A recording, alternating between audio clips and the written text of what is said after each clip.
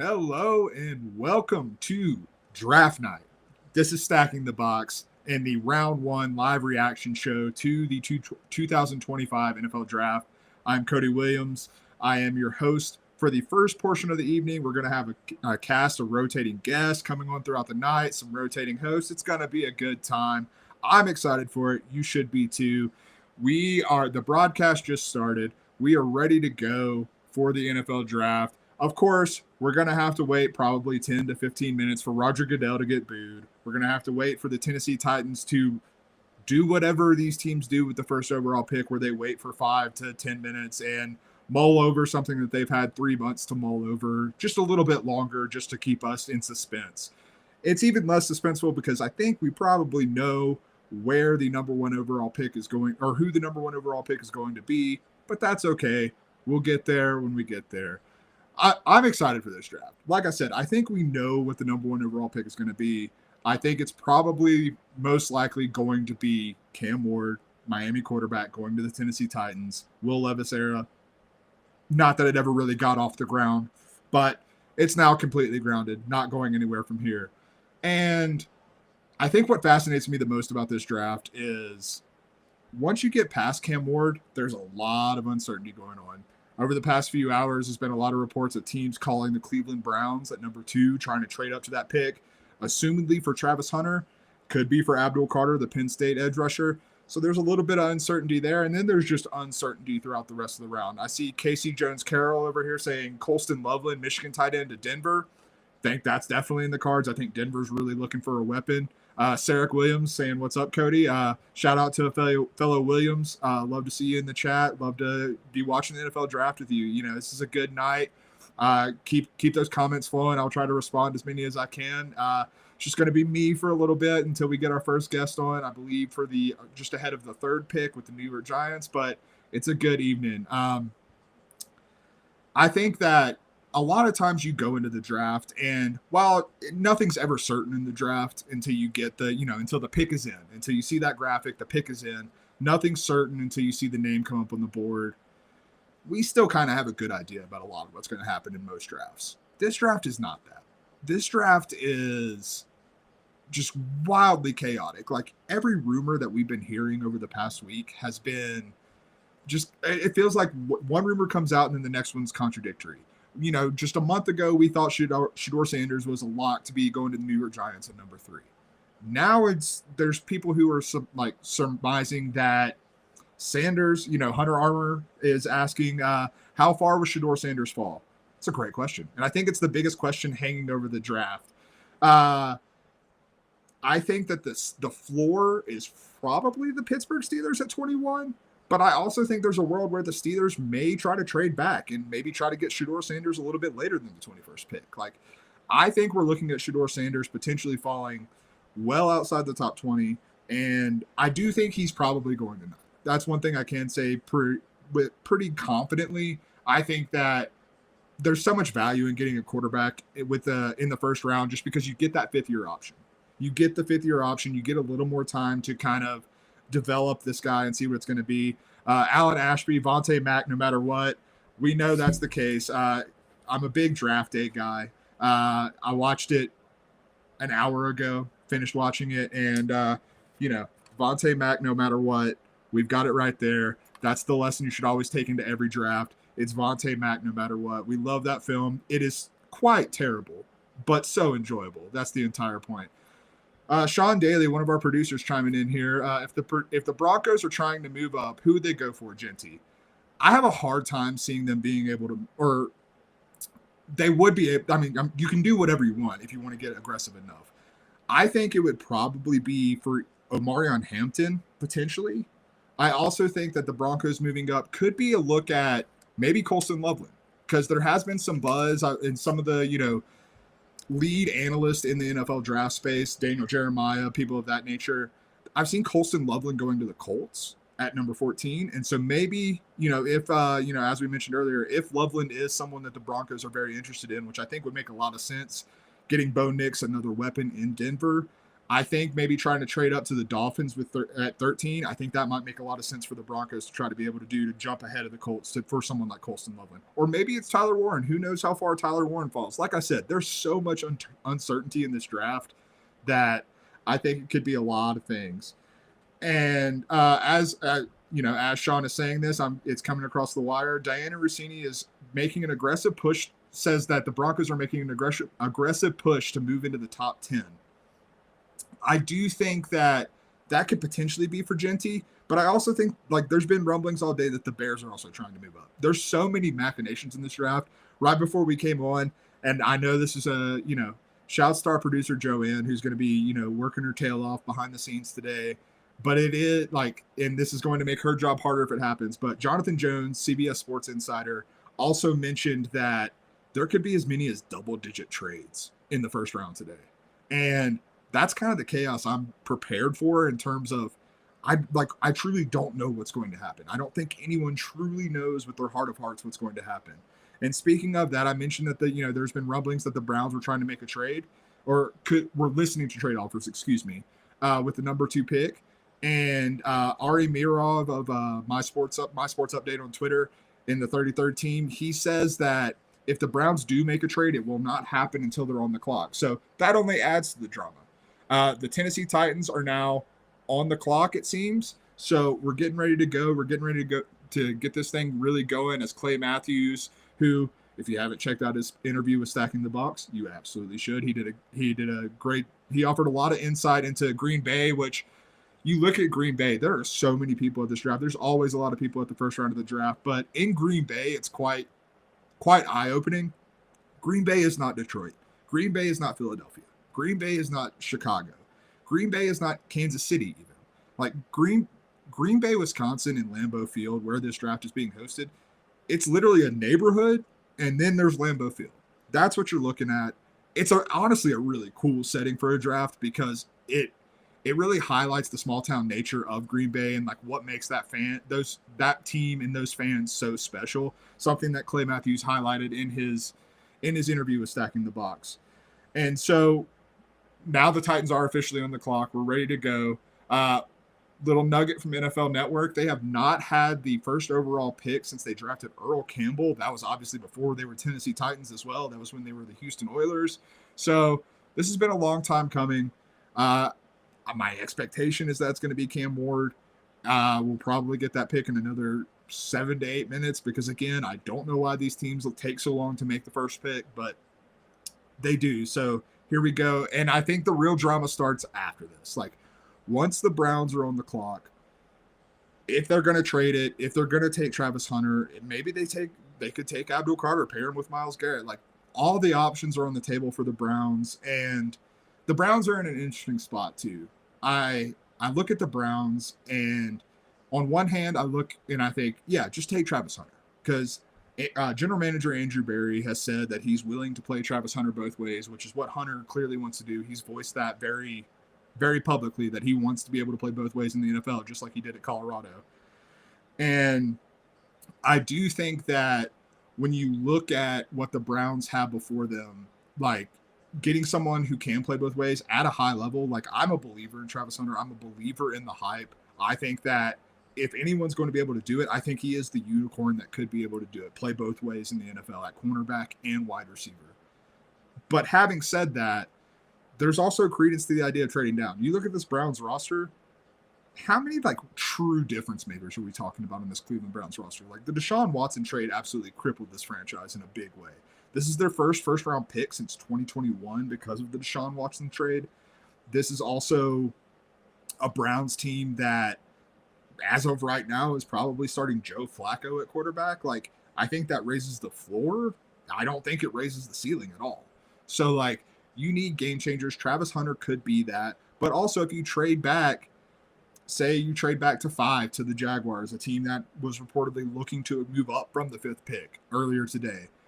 If the Browns were to trade back to 5, get an extra first round pick next year, get an extra, second round pick this year, that's going to give you more chances, more shots at the dartboard to be able to get some of those game changers on the roster that you're currently lacking.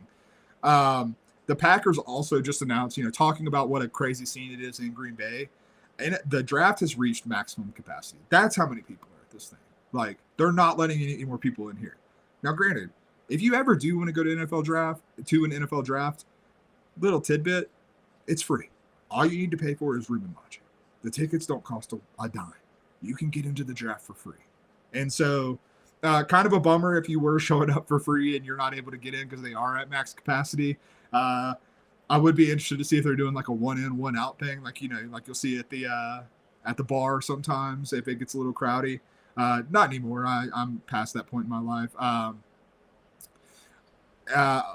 Elizabeth Baker chiming in. Oilers jerseys belong to Tennessee. Suck it, Texans. A lovely little AFC South rivalry. We love to see that coming in. And, shouts to y'all for interacting with the show, man. We love to see this. Per Albert Breer from SI, the Titans are on the phone with Cam Ward. That's Albert Breer's reporting. I'm not seeing that reported anywhere else right now, but that's interesting. Not shocking once again. Like we see I'm watching NFL Network right now. It does seem that the front office is on the phone right now. So I'm assuming it's Cam Ward. If it's not Cam Ward, then the chaos that I was already expecting is going to be tenfold, because I don't know what we'd see if this pick wasn't Cam Ward, quite frankly. Like, I think the Browns are definitely trading the number 2 pick if it's Cam Ward, or maybe they don't. I don't know. See, that's what I'm talking about. Like, do the Browns completely throw their draft strategy out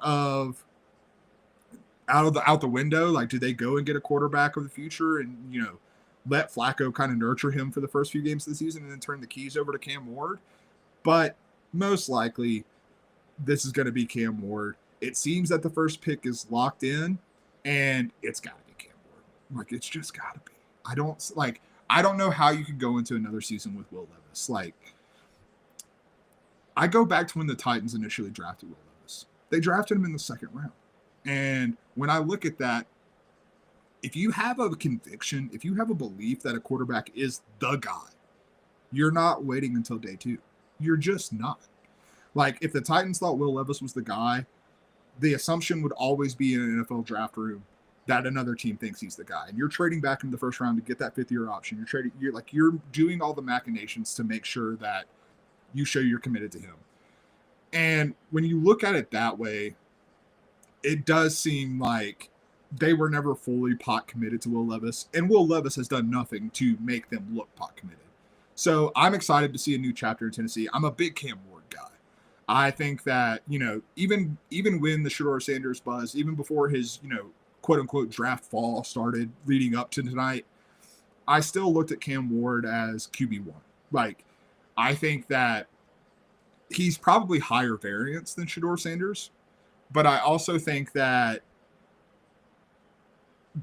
with the high variance comes the higher ceiling. And I think that's something that teams are going to bank on. If you're going with the number 1 pick, you're not going for the safe play. You're trying to change your future. You're trying to change your franchise. And with Cam Ward, the other thing that I think really sometimes goes under discussed is this is a guy who absolutely has proven doubters wrong every step of the way. It is official. The pick is in. The Titans are selecting Miami quarterback Cam Ward with the number 1 pick in the NFL draft. He is the latest number 1 pick. And just continuing what I was saying about Cam Ward already, like, you look at Cam Ward, and he started his career at Incarnate Word because coming out of high school, he ran an offense that wasn't conducive to being attracted to college scouts. I can't remember exactly the formation, so I'm not going to say it and misspeak, but he ran, he was just under recruited.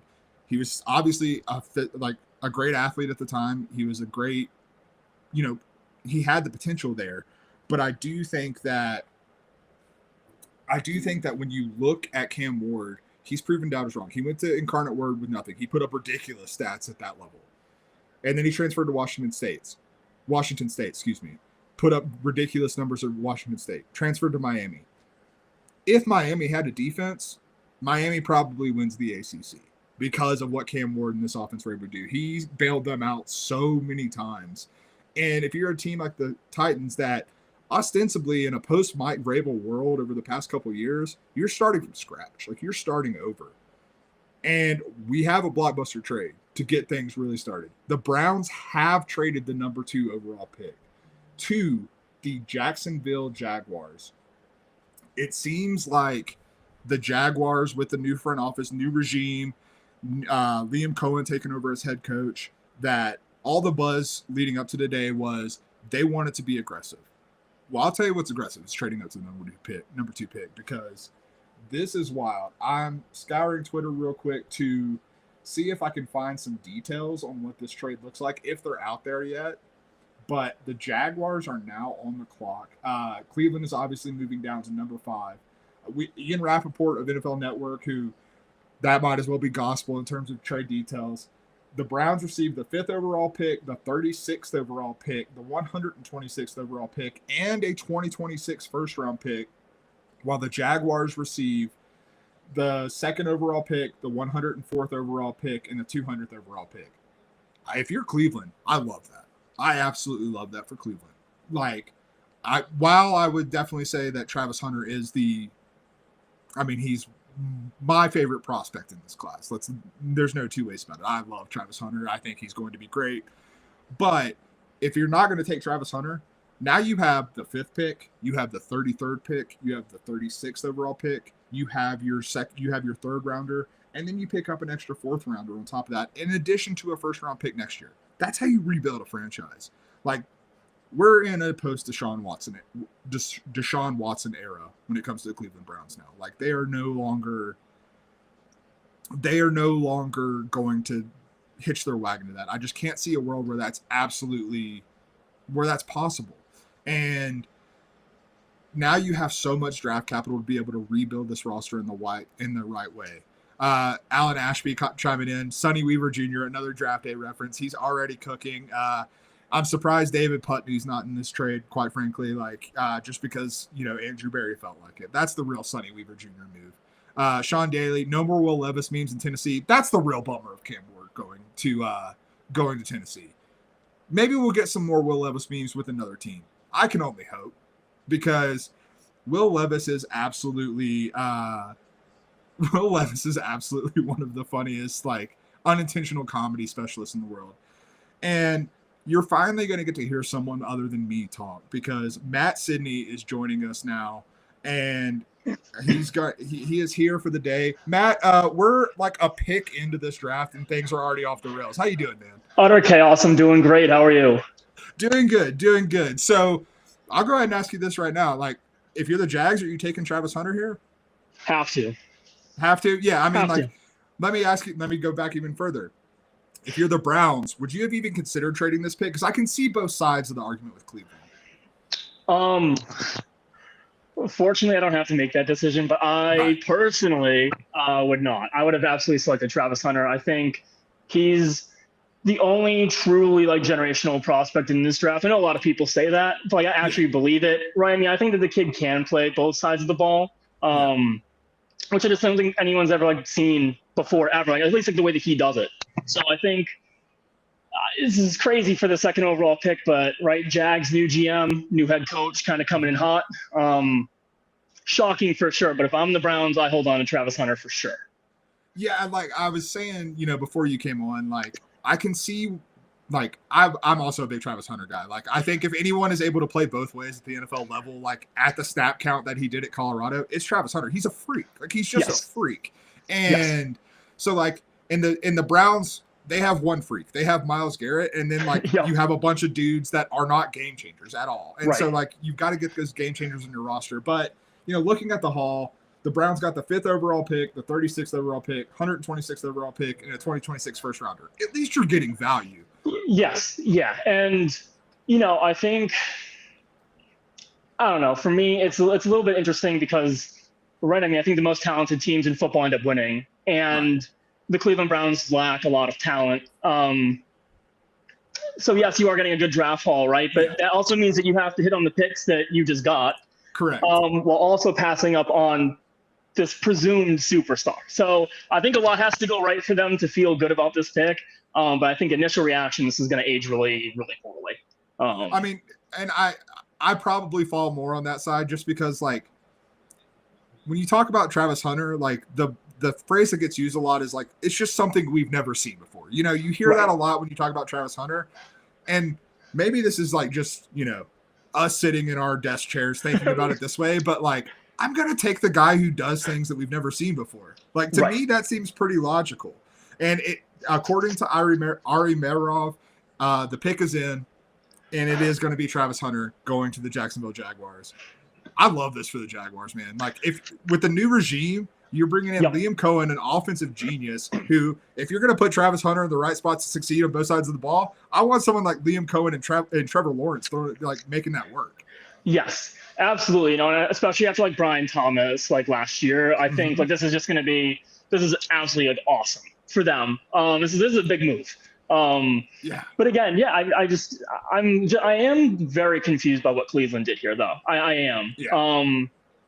It's just, you know, they're 1 year removed from making the playoffs. And they didn't really do anything, you know, this offseason so far that would lead me to believe that they want to get back to the playoffs next year anyway. So, you know, I think for them, it's just kind of an interesting position to be in, to have the number 2 overall pick, to literally have him. All you have to do is just stay put and draft him. Right. Just turn in the card.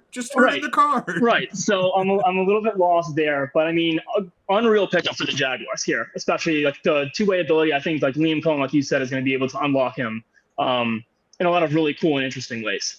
Yeah, 100%. And like, I've been high on Liam Cohen for a while, and like, I've also just felt like the Jaguars, their biggest issue for like in many ways has just been being mismanaged, whether that's from the general manager position or like the coaching staff. And so like now we have someone who I trust in the room, in both capacities. Like, you're bringing someone in from the Rams brain trust. I mean, like, it's not just Sean McVay coaching tree. Like, it's just the Rams like tree. Like, you just bring in the Rams tree at all costs. Right. Just go to LA and just grab anyone who's worked remotely close to the facility and like bring them in. If they have a Rams polo, just offer them a contract on the spot. Like, that's you know, you might whiff on a couple. It might just be a fan walking around getting a tour of the stadium every now and then, but it might work out. It looks like the pick is about to be announced, although we know it is Travis Hunter. But man, okay, so I'm gonna move on because I know you are a Giants guy, and this has to be Abdul Carter coming in right at the 3rd pick. Never. How do I want to phrase this? Like, don't let like Joe Sheen like not surprise you. It should absolutely be Abdul Carter here. But Joe Sheen is full of surprises. So it's true. You never know. Obvious pick, I think here would definitely be Abdul Carter. I think, you know, a lot of people will point to the fit being a little bit wonky with Kayvon Thibodeau and Brian Burns already on like the outside, but I think they have too many good pass rushers, right? I don't think there's anything. I don't think that's a thing. So I think this pick right now has to be Abdul Carter. He is the best player available. And honestly, I do think that Joe Sheen learns from his mistakes, right? Like Joe Sheen, he'll make them, and they'll be brutal.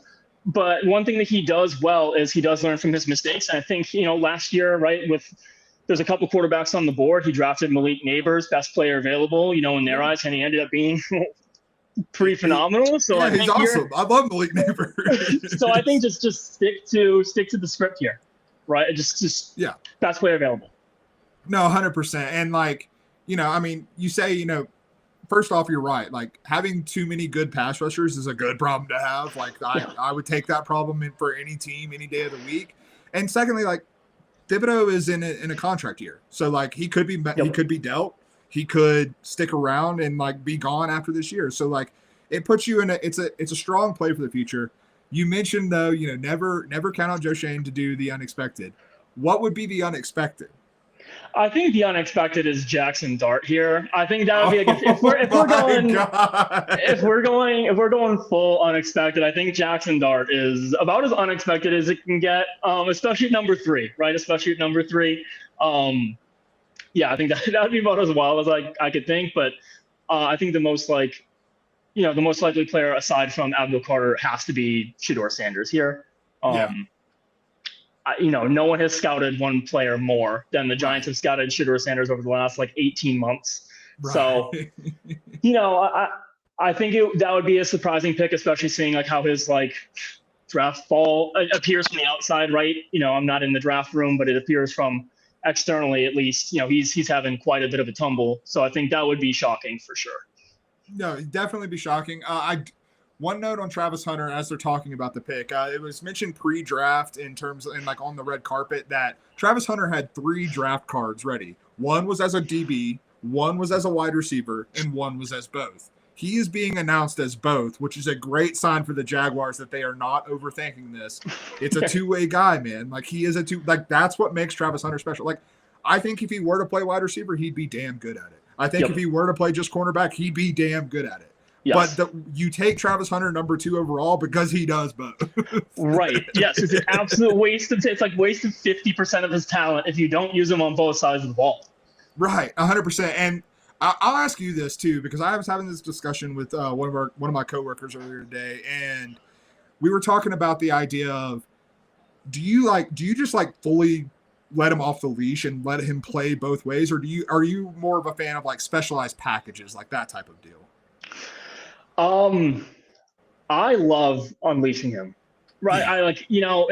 He's the number 2 overall pick, right? I mean, why, if you're going to draft him that high and you're going to trade that much for him, what are we doing here? Unleash him. Right. He's proven it every single step of the way that he can handle the snaps, he can handle the reps. And I think, you give him some time. If he struggles, then I think dial it back and then maybe use him in special packages, but let him go from the jump and just kind of see what you have with him. No time to waste. You're speaking the same language as me, Matt. And like, it's one of those, like, I look at it, I'm just like, why are we like already saying this kid's going to fail at like trying to do both? Like, you don't know until you try. And like, and like, again, it's something we've never seen. So like, you truly have no idea. No. And so like, yeah, I'm not like ruling out the potential that maybe he can't do it. Maybe that is something that happens. But you know what? You probably know that after year 1. Like, you probably know that pretty quickly. And so, like, if you know it after year 1, then you can transition there. It looks like the Giants pick is in. Per the sources, it is going to be Abdul Carter. Joe Shane did not, throw us a curveball. I'll ask you this because I know you've got to go soon, Matt. Are you a fan of the Giants trading back into the first round to get whether it's Jackson Dart, whether it's Shedeur Sanders if he falls? Are you a fan of that move for the Giants if they go that route? 100%. Yeah, I think right now I'm all in on that. Especially after the Russell Wilson and Jameis Winston signing, I think now is the perfect time to go get a guy who isn't deemed a starter right away. Bring him in, have him sit for the year, and then I think it's important too to get that 5th-year option. I know a lot of people talk about it with the first-round picks, but yes, I am absolutely for it. I say they should definitely do it. 100%. And who's your preference? Would you prefer Shedeur or would you prefer Jackson Dart? Oh, that's tough. I know. I prefer Shedeur Sanders. Okay, I'm in the same boat as you. I'm like, I think the Shedeur hate has gone a little far. I think we're getting a little out of control with it. He was pretty good. If people don't quite remember, he was pretty good. Yeah, he had a really productive career at Colorado. But Matt, thanks for joining us today. I know you've got to head out. Plug anything that you want us to read and check out your work because we're all excited to after your Giants are getting Abdul Carter. Awesome. Yeah. We'll be posting stuff up throughout the weekend at G-Man HQ, fan-sided. So come check us out. We have some pretty good stuff working over here. So that'd be great. Absolutely, man. Everyone go check out G-Man HQ. Again, thank you, Matt. I appreciate it. And, enjoy Abdul Carter, man. He's a fun player. So I'm excited for the Giants. Even though I'm a Cowboys fan, I'm not excited to face him 2 times a year. Micah Parsons 2.0. But thank you so much, Cody. Good luck with the rest of the draft. I appreciate it, man. Have a good one. Oh, thanks a lot for Matt joining us. Like, we really appreciate that. And, it's nice to not just hear my voice over and over again. I'm sure everyone else can agree. While we were discussing all of that, Sean Daly chimed in. Jacksonville's pass defense was truly horrendous in the 2024 season. 32nd in EPA, 32nd explosive defense, and 32nd in yards per attempt. So I think Travis Hunter might be getting some work at cornerback for sure. But like we said, we do hope he plays both ways. Abdul Carter is now walking up to the stage. He has been picked by the New York Giants. Per Diana Rossini of The Athletic, the Giants are trying to trade back in, as Matt and I just discussed, trying to trade back into the back end of the first round for, assumingly, for a quarterback. I'm with Matt. I like that move for the Giants. Like I've already mentioned that I think the 5th-year option is super valuable with quarterbacks.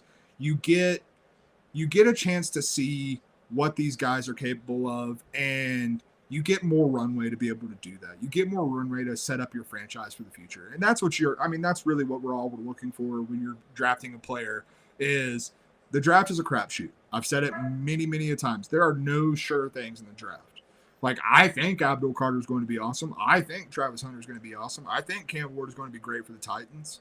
But if it doesn't work out, it wouldn't be the first time that I was wrong about a draft prospect. It wouldn't be the first time anyone was wrong about a draft prospect. It's all a crapshoot. We never truly know what's going to happen. To the Abdul Carter pick, Matt signing off hurt my heart a little bit, calling Abdul Carter Micah Parsons 2.0, but Abdul Carter's a beast, man. He just seems like the prototype for what you want as a modern pass rusher.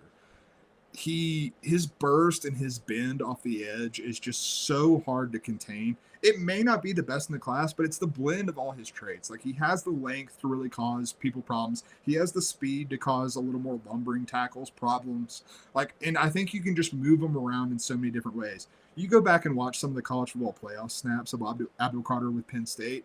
It's pretty unbelievable, some of the stuff they had him doing. I watched a clip cut up earlier today of him, like, multiple times cutting over 2 separate gaps to, like, penetrate up the middle.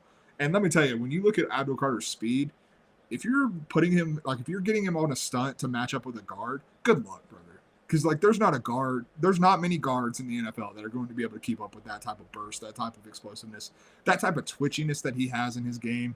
I truly think, especially when you look at the Giants, like, one thing that I think gets lost in draft think sometimes, just kind of that draft brain that you get in.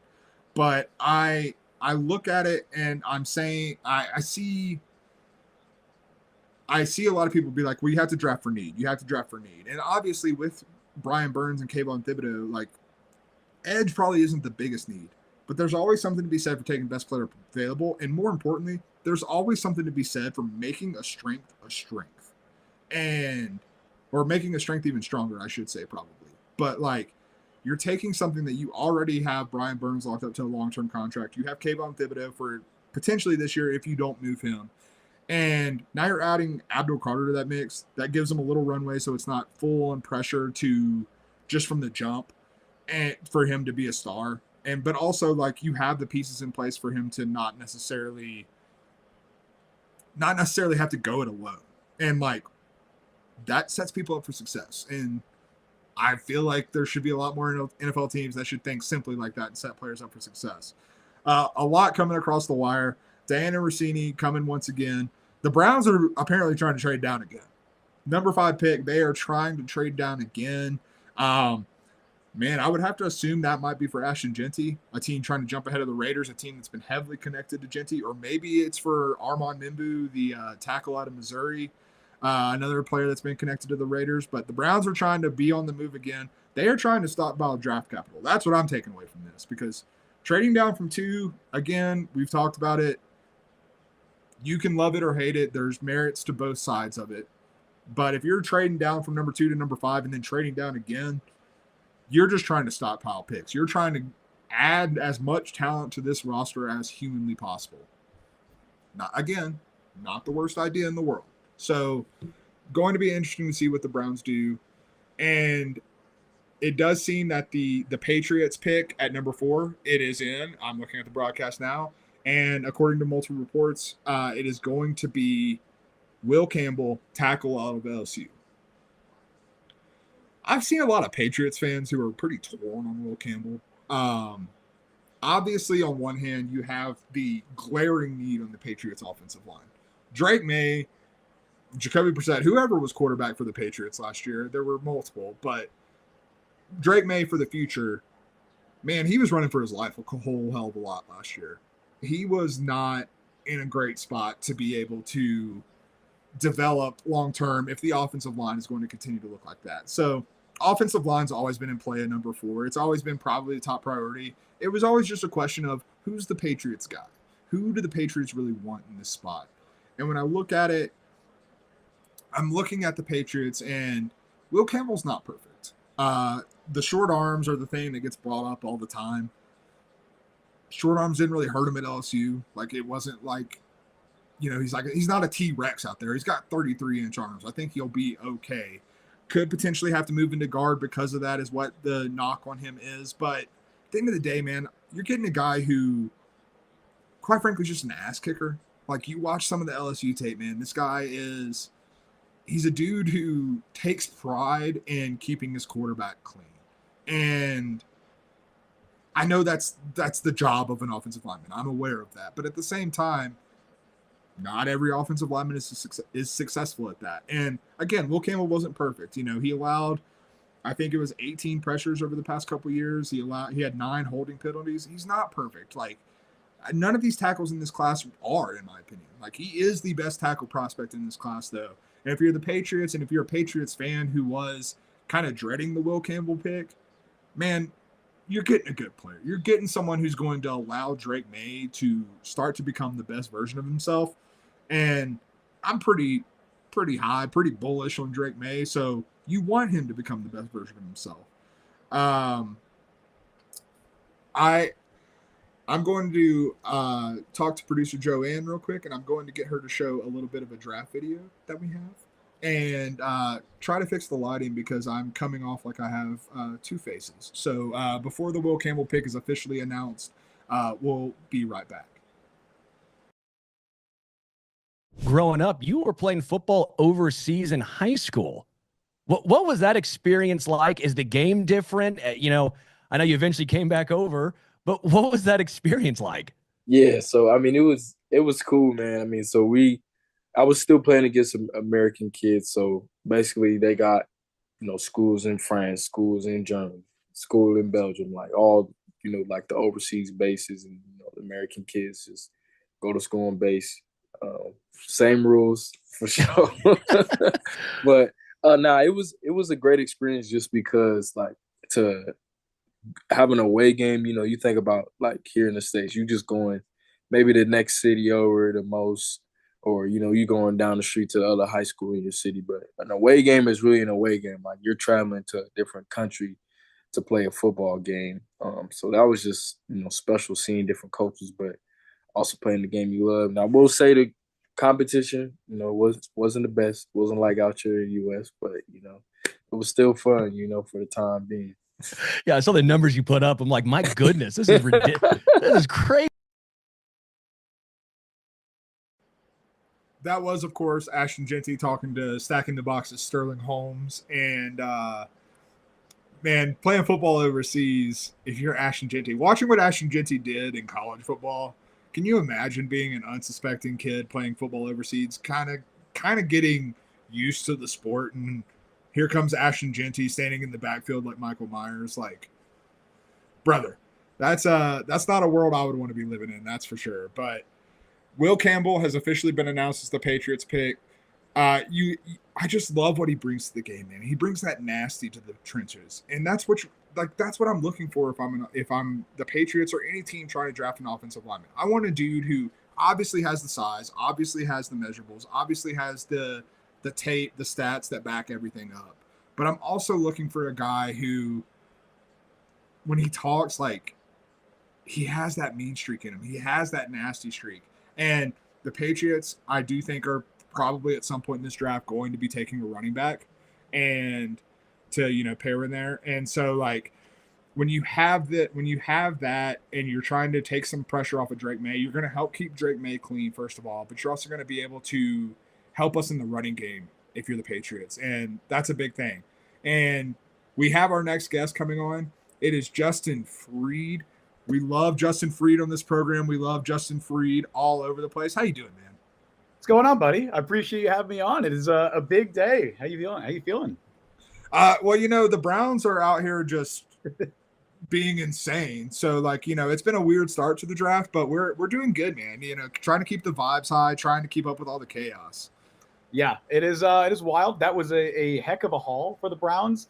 I got to say, bold decision passing on a generational player like Travis Hunter, but Mason Graham's a good player. I don't know what we've talked about yet. We have not gotten the Mason Graham pick. It's just now coming across the wire my from bad. producer Joanne. No, it's good. Mason Graham going to the Cleveland Browns. I like that too, man. That's a good pick. Like, Yeah. I mean, most mocks up until probably the past week had Mason Graham going to the Jaguars at 5 at this spot. Like, this is fine value. He's one of the best players in the class. But I also look at the Browns and like they've taken swings on the interior of the defensive line over the years. Like, you look at guys like Larry Ogunjobi, guy now that's there, Michael Hall Jr., but like they haven't had someone like Mason Graham in there, man. No, they brought in Malik Collins, and there was a lot of talk about Graham possibly falling. I know there was some talk about maybe Walter Nolan is going to go higher than Graham, and there was a lot of buzz around that. Instead, Graham ends up going top 5, which is where a lot of people kind of had him going for most of the draft season. He's a fantastic prospect. I'm a Jets fan, and I would not have hated if he was there at 7. Right. I think it became clear the Browns were going to go trenches one way or another once they traded down and passed on Hunter. Not shocked at all. It's Graham. I think he is probably the best player available at this spot. If they weren't going to go Genty, which is another route they could have gone, I don't know where Genty's going to go. I'm going to assume it's coming up right here to the Raiders at 6. That's going to be my guess. That seems to be the buzz, but it's not official yet. So we can't. I do think that it's probably going to be Genty to the Raiders because, like, I think that there were one of the things we were talking about was the Browns were reportedly looking to trade down from 5 as well, and I have to assume that was the Bears if I had to put a guess on it because we've seen the Bears connected to Genty. We know Ben Johnson's values the running back coming from Detroit, and so like I would assume they had the intel that. Yeah, maybe Ashton Genty's going to the Raiders. Let's try to jump ahead here and see if the Browns are willing to bite on that. But trading down from 2 to 10, like even if you do get a haul of picks, that's hard to swallow if you're a Browns fan. You are likely not going to get Mason Graham at 10. I imagine he'd be off the board. Probably at 8 to the Panthers is probably what his floor would have been, unless they went Walter Nolan. But yeah, I do imagine the Bears were probably looking to trade up. Now that they are likely not going to get Genty, we're going to assume Genty goes before the Bears pick, right? Yeah. I keep an eye on Travion Henderson there, which is it feels very early for him, but there's a lot of connections in that coaching staff. That's been, ask any Bears fan, they'll know about those rumors. It's been pretty rampant. So I would keep an eye on him making it, I assume he'll be there at 10 and maybe that's a route the Bears can go. I don't know. It's very interesting. This draft is so fascinating because there's so many different evaluations of these players. Like I wouldn't be shocked if Henderson goes 10. I wouldn't be shocked if he falls out of the first round. And that's a crazy thing to say, but a guy who's going top 10. No, when while we were doing the annual wait on the first pick that the teams have had 3 months to decide on, but they're still going to take that extra 5 to 10 minutes to do so. I was talking about we were pretty confident that Cam Ward was going 1. After that, who the hell knew coming into this draft? Like that's just kind of where we were. Ashton Genty is going to be the pick to the Raiders per Jordan Schultz of Fox Sports. Hopefully he doesn't fight me in a Starbucks for, saying that, but, by others too. Yeah. But, no. So, but we've got Mason Graham. That's about to be announced on the television now. We've got a lot of moving parts. That's draft night, baby. We love to see it. But if you're the Raiders, if you're a Raiders fan, like you said, you're a Jets fan, but if you're a Raiders fan, are you happy with the Genty pick? Cause I'm definitely of 2 minds when it comes to the Genty pick at number 6.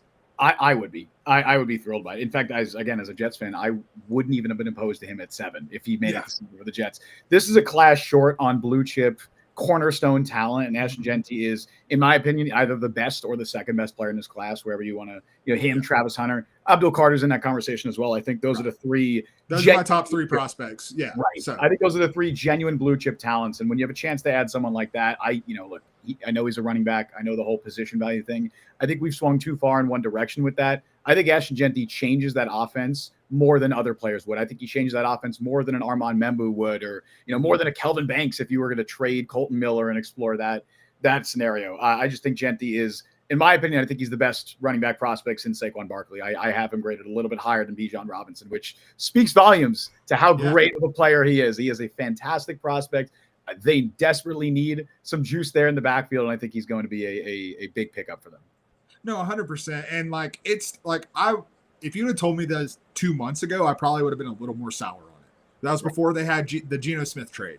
That was when we were still trying to look at this and try to figure out what Pete Carroll was going to do, because Pete Carroll's in his early 70s, and I was looking at this Raiders situation like, why is Pete Carroll taking this job? Why is Pete Carroll coming into a team that looks like it's rebuilding? Well, they're rebuilding pretty damn quickly, man. Yeah. Like they're rebuilding on the fly, and I think Pete Carroll's the right guy to like. I would dislike the Ashton Jeanty pick if Pete Carroll was not the Raiders head coach. Yes, I agree. I think Carroll's going to be able to utilize him well. They're an interesting spot right now, Vegas. I'm not entirely sure what their direction is because clearly they're trying to win. I mean, they have no offense to Pete Carroll, he's not a spring chicken anymore. No, and, he's not. They're clearly, they made the Geno trade. Like they're trying to win. I don't know if their roster is good enough for that, but I do love the Jeanty pick, and I think he's going to be there for a long, long time. Like that is somebody you build around, and I think they still need some more pieces on the offensive line, especially if the Colton Miller situation doesn't get figured out. But they have a great player, and that's what you need. And then looking at the Jets right here. I was about to ask you, what are you thinking for the Jets now with the way the board has fallen? So, I mean, look, there's a lot of guys here I like. I would not be opposed to a trade down. Obviously, that requires a team being willing to trade up, and I'm not sure that's going to happen. But if the Jets can field trade down offers, I'd be all for it. If they are picking right here, I would love Missouri's Armand Membu. That has been my preferred draft target for the Jets since day one. Outside of the dream scenario of getting an Abdul Carter or a Travis Hunter, which wasn't going to happen. I think Armand Membu is a plug-and-play starting right tackle, which is exactly what they need. They have genuinely a good offensive line, which is a crazy statement. I haven't been able to say that about the Jets in a while. They have 4 good young pieces all locked up under the age of 28 as well. They got Olu Fashanu, John Simpson, Joe Tippmann, and Elijah Vera Tucker. Membu completes that unit in a very similar mold to what the Lions did. If we're going to steal a little bit of the Lions playbook now that they brought over Aaron Glenn and Tanner Engstrand and a lot of that staff, it's a very similar blueprint to what they did back in 2021 when they drafted Penei Sewell. And, Sewell obviously had to flip to right tackle, which maybe that's the direction they go here with Kelvin Banks. And they're like, hey, we can flip Banks to right tackle because he played left tackle in Texas. But I think that's the move that I would make at this spot. And there's a lot of Jets fans who love Tyler Warren. There's a lot of love. That's what Warren. I was about to ask about was Tyler Warren. Yeah, so I think 7 is just too rich for my blood. Even in a draft class like this, where there's going to be guys that go top 10 that normally wouldn't. I like Tyler Warren. I don't love Tyler Warren. And I think Membu impacts and changes the offense more. And then the other aspect of it is you have, you're looking at it as a long-term play where John Simpson and Elijah Vera Tucker are both free agents after this year. Mm-hmm. If they both have another good season, there are not a lot of teams that pay 2 offensive guards. There's very few. So you're likely probably looking at one of them walking, which means you're going to have another hole to fill in the offensive line. So I think getting another guy like Membu in there on a rookie contract, somebody who I think, even if he's not going to be an all-pro at the position, is going to be a damn good starter for a long time. Yeah. That's the move that I'd make at the spot. So let me ask you this, and it doesn't seem like it's going to be this way, but if the Jets were to trade back, you mentioned that as a possibility, as something you would consider here, would you then look at Tyler Warren? Say you trade down to 13, say the Dolphins really love Membu and they trade up to number 7. Would you like Tyler Warren at 13? I'd like it more for sure. I'd be sad if the Dolphins got Membu for sure. I know. I wouldn't love that he went to a division rival. But yeah, it's the Dolphins. They'll misuse them. We know that.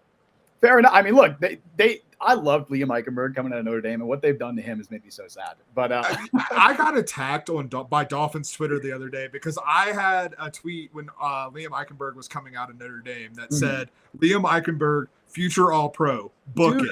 And someone found it and was just like, good call, good, and Dolphins just came in my mentions for an entire day. Well, it turns out when you're playing a new position every year, it's kind of hard to develop. It's true. It's true. It's really dirty. But yeah, I would definitely love Warren a lot, or I'd like Warren a lot more at 13 if they can, pick up another day 2 pick or something by moving from 7 to 13. I'm not sure what they'd be able to get, but I'd be all for that, and I'd be happy with Warren there. I think the Jets pick is getting announced. Hold on, I saw one. I want to see a second verification.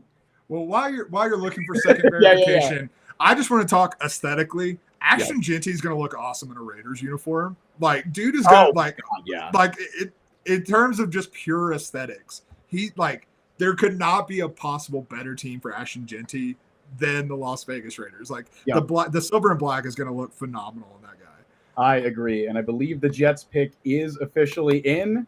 I don't know. You have a smile on your face, so I think I might know what it is. On my face. You want me to reveal what it is or no? Do it. It's all you, brother. The number 7 overall pick, the New York Jets have selected Missouri offensive tackle Armand Membu. That's what we like to hear, man. I'm a big Membu guy, and one thing that you mentioned, you have Simpson and Vera Tucker potentially gone after this year. Mimbu potentially has guard versatility. Like we haven't seen him play guard, but like that is a potential there. And so like it gives you versatility moving forward if you do lose one of those guys next year. So like in terms of like long-term thinking about planning for this offensive line, giving Justin Fields a chance to prove he's the guy or not, like Mimbu puts you in a really good spot for that. 100%. And that was part of my thinking as well. And, if you're to try him at right tackle, you'll see if he works there. I think he will. There's some teams evaluate him as a guard, and that's fair. I mean, you could say that about literally any of the top tackles in this class. Same with Will Campbell, Kelvin Banks. I think he can play right tackle. And if he doesn't work out there, I think you're absolutely can slide him inside the guard. And, maybe it's like an Elijah Vera Tucker situation where I think Vera Tucker can play tackle, but he's absolutely better as a guard. And, AVT's had those injury problems in the past. He's a free agent at the end of the year. Again, you're probably not going to pay both of those guards long term. So if Mimbu doesn't work out at right tackle for some reason, you're kicking him inside the guard. And I think either way, you have a long-term starter on the offensive line. So now you have Mimbu, Fashanu, and Tittman all on rookie contracts right now. That is a core of this offensive line. And if they're trying to follow that line's blueprint, that's exactly what you got to do. Build around a young elite offensive line and get the pieces in play after. Because even if Justin Fields, and I'll run right, I got to run right after this. But, I don't think Justin Fields is going to be the long-term answer in New York. If he is, amazing. But more than likely than not, you are drafting another quarterback in the next year or two. I would love for that quarterback to come into a situation that you already have a good offensive line in place. And I think Mimbu really increases your odds of having that. No, I mean, Jared Goff, obviously didn't come to Detroit as a rookie, but I truly believe the infrastructure they had in place for Goff is why Goff has had as much success with Detroit. And so same correlation with a rookie. But Justin, I know you got to head out here, man. Yes, sir. Plug the Jet Press, plug everything you've got coming for us that fans can go check out your work, man. Yeah, definitely. Check us out, Jet Press Podcast. We got a YouTube channel that we have. We've done some draft interviews. I did a draft interview with Amarion Hampton on Stacking the Box. You could definitely check that out. Shouts North Carolina. I'm a big North Carolina guy here. So there you go. Go Tar Heels. Go Tar Heels. And check out our work over at the JetPress.com. We literally already had an article go up on Mimbu because I pre-wrote it. So that's already up there if you want to hear my take on that. You should just made the feature image your smiling face when you realize that the pick was confirmed, because that's all you need to know. The Jets made a good pick. There's video evidence of me in January being like, I want Armand Mimbu. So here we are. This is full circle. I'm excited. Appreciate you, Cody. I appreciate it, Justin. We'll talk to you soon, man. Have a good one. Thank you. I'm also a big fan of the Armand Mimbu pick for the Jets. For a lot of the reasons Justin pointed out, man. It's you have quarterback uncertainty in New York right now. And, both New York franchises, but we're talking about the Jets here. We have quarterback uncertainty when you're talking about the Jets. And when I see that, I'm looking at a franchise that really has neglected the infrastructure of their roster for a long time. And, part of that was banking too much on Zach Wilson. Part of that was banking too much on Sam Darnold before that, whiffing on quarterback picks. But also, is it the chicken or the egg? I'm not saying that Zach Wilson would have worked out. I'm not saying Sam Darnold would have worked out if you had a better infrastructure in place. But I feel like there's a better chance of them working out if that's the case. You're giving yourself a much better chance of that happening if one of those two, if either of those quarterbacks are walking into the offensive line that the Jets are currently building. I refuse to fully give up on Justin Fields just yet, but I do look at Justin Fields as he's definitely not a sure thing, but you are giving him a chance to at least show something that he hasn't had the chance to show. Frankly, I don't think he was given the fairest shake in Pittsburgh. I think he progressed over the 6 games that he started. Obviously had a winning record, but wins are not a quarterback stat.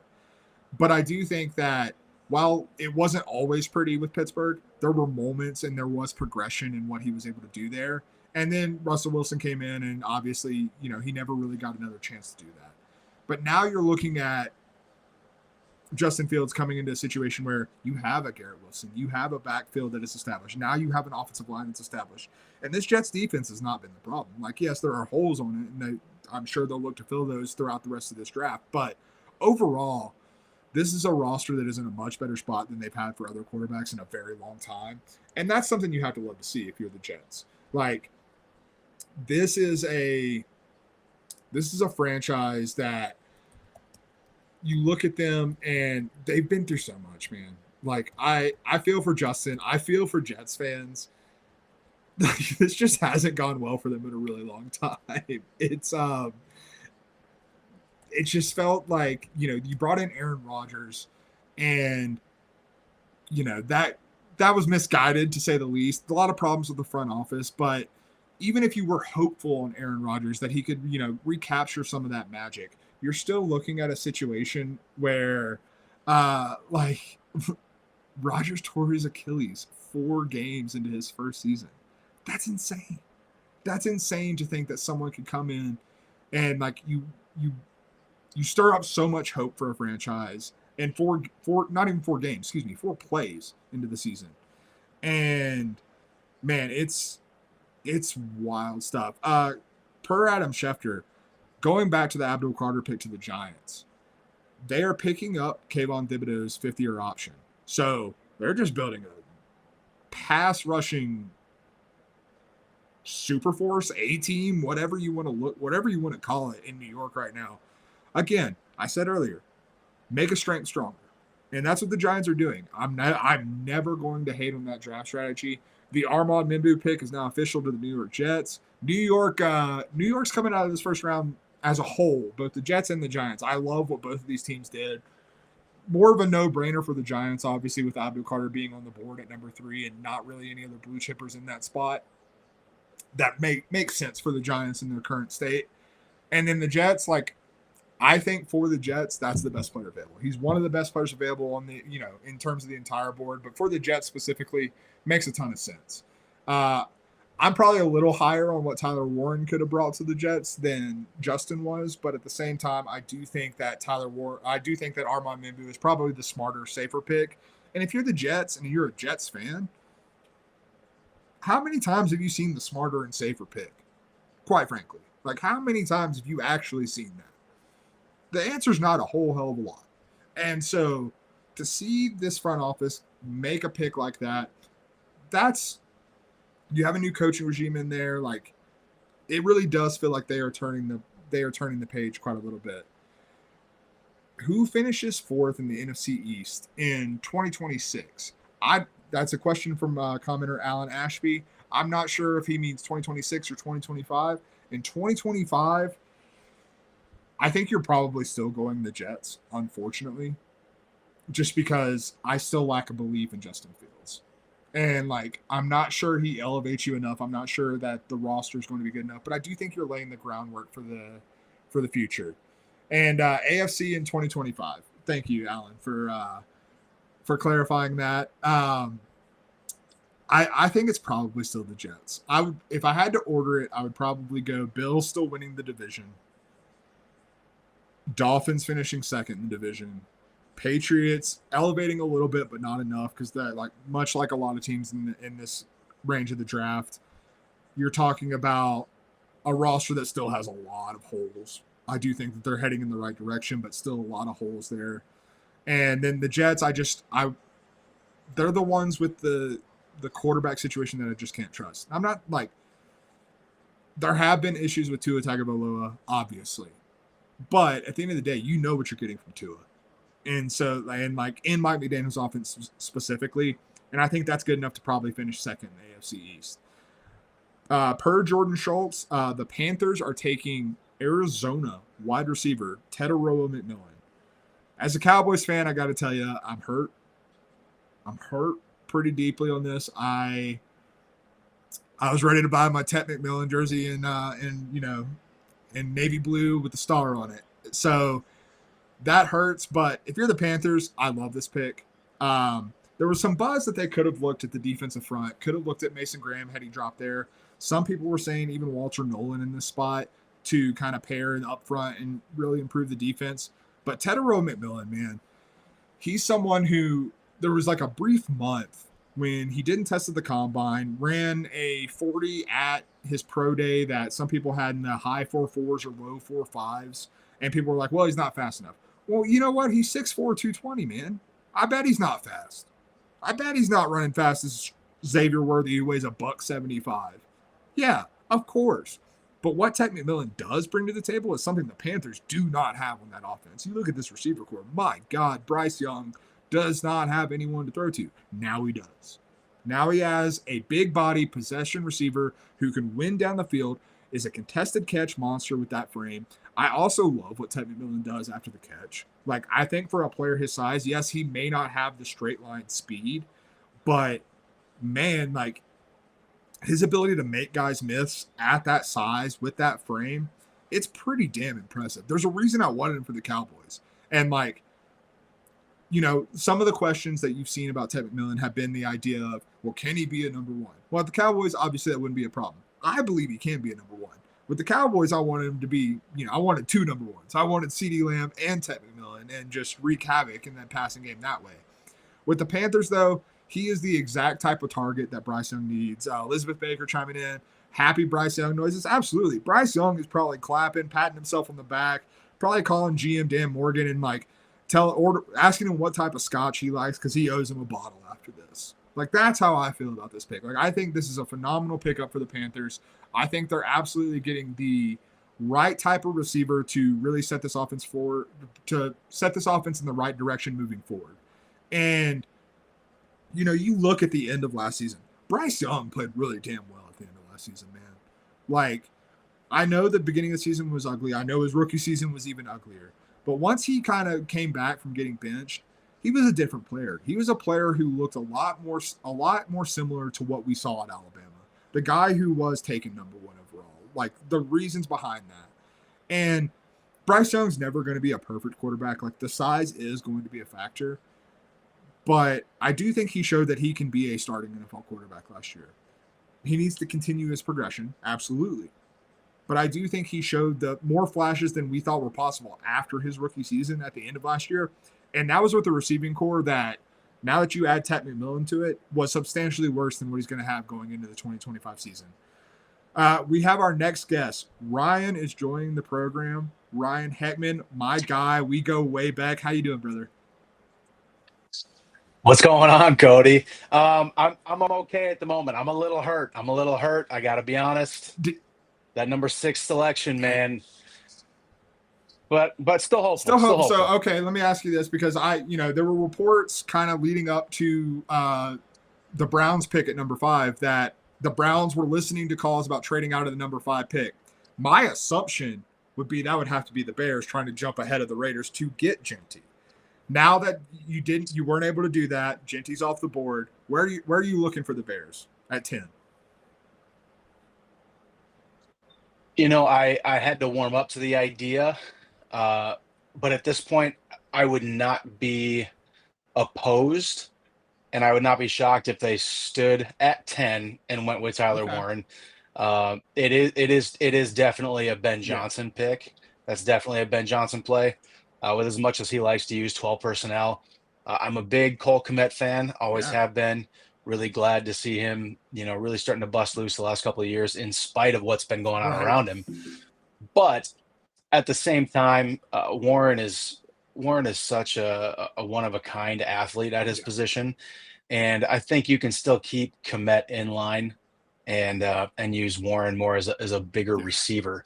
So that's what I think they'll end up doing. We'll see. I also wouldn't be surprised if Poles traded back, because he has a history of pulling off some big deals. So we'll have to see. But I think they will end up going with Warren.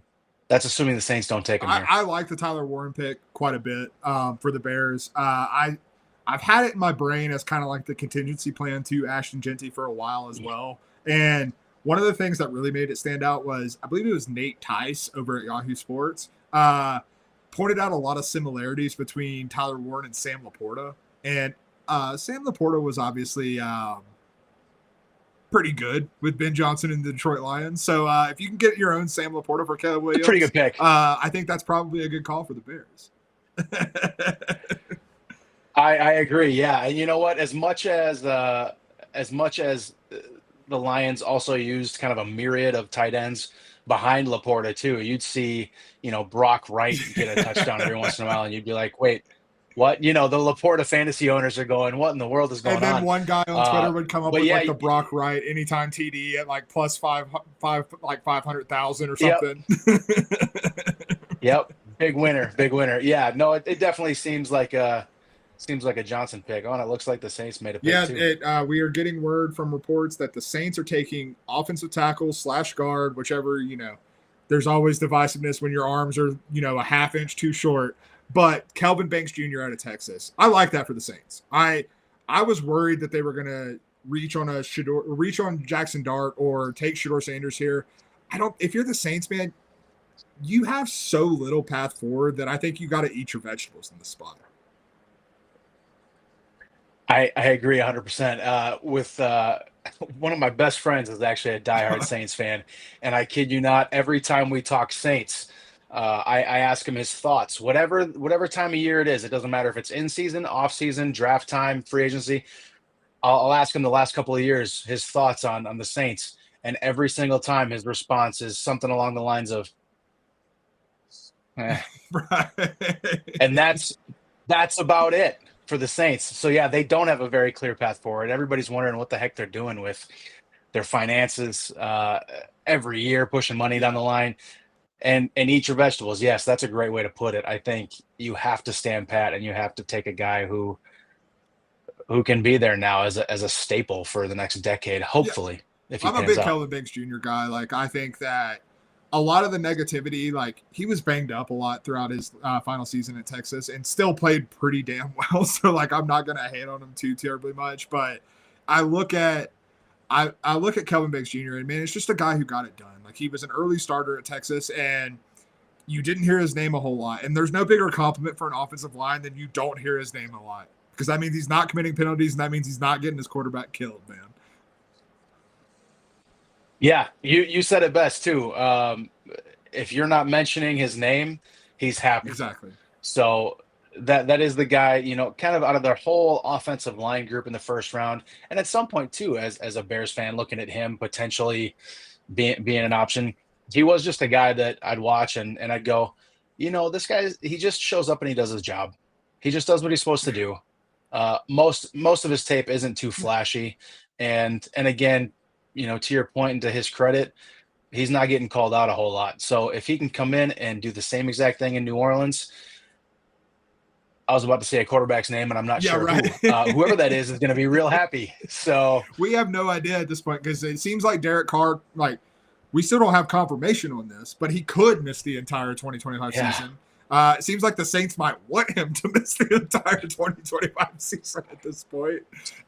If it's Spencer Rattler, I'm not sure that the offensive line in front of him totally matters all of that much personally. No. Right. Just not a huge Spencer Rattler guy, especially what I saw last year in New Orleans when he did get the opportunity. But maybe they're a candidate. That was mentioned. There were reports already that the Giants, after they took Abdul Carter, are looking to trade back in. Saints are to the first round. Saints are obviously another candidate to do that. I think they could potentially, like, the Saints, man, they operate to the beat of their own drum. And, like, that's why I said they needed to eat their vegetables, is because, they do operate to the beat of their own drum. I'll never forget them trading an extra first round pick to take Marcus Davenport, which goodness, yep. What are we doing there? But I could definitely see, like, I think that they, in my opinion, they're the most likely team to trade back in for a quarterback, trade back into the first round.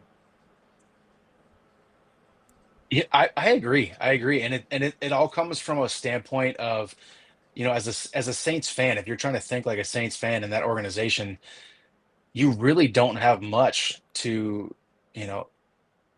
pitch that 10 around going forward. You really don't. Whether it's,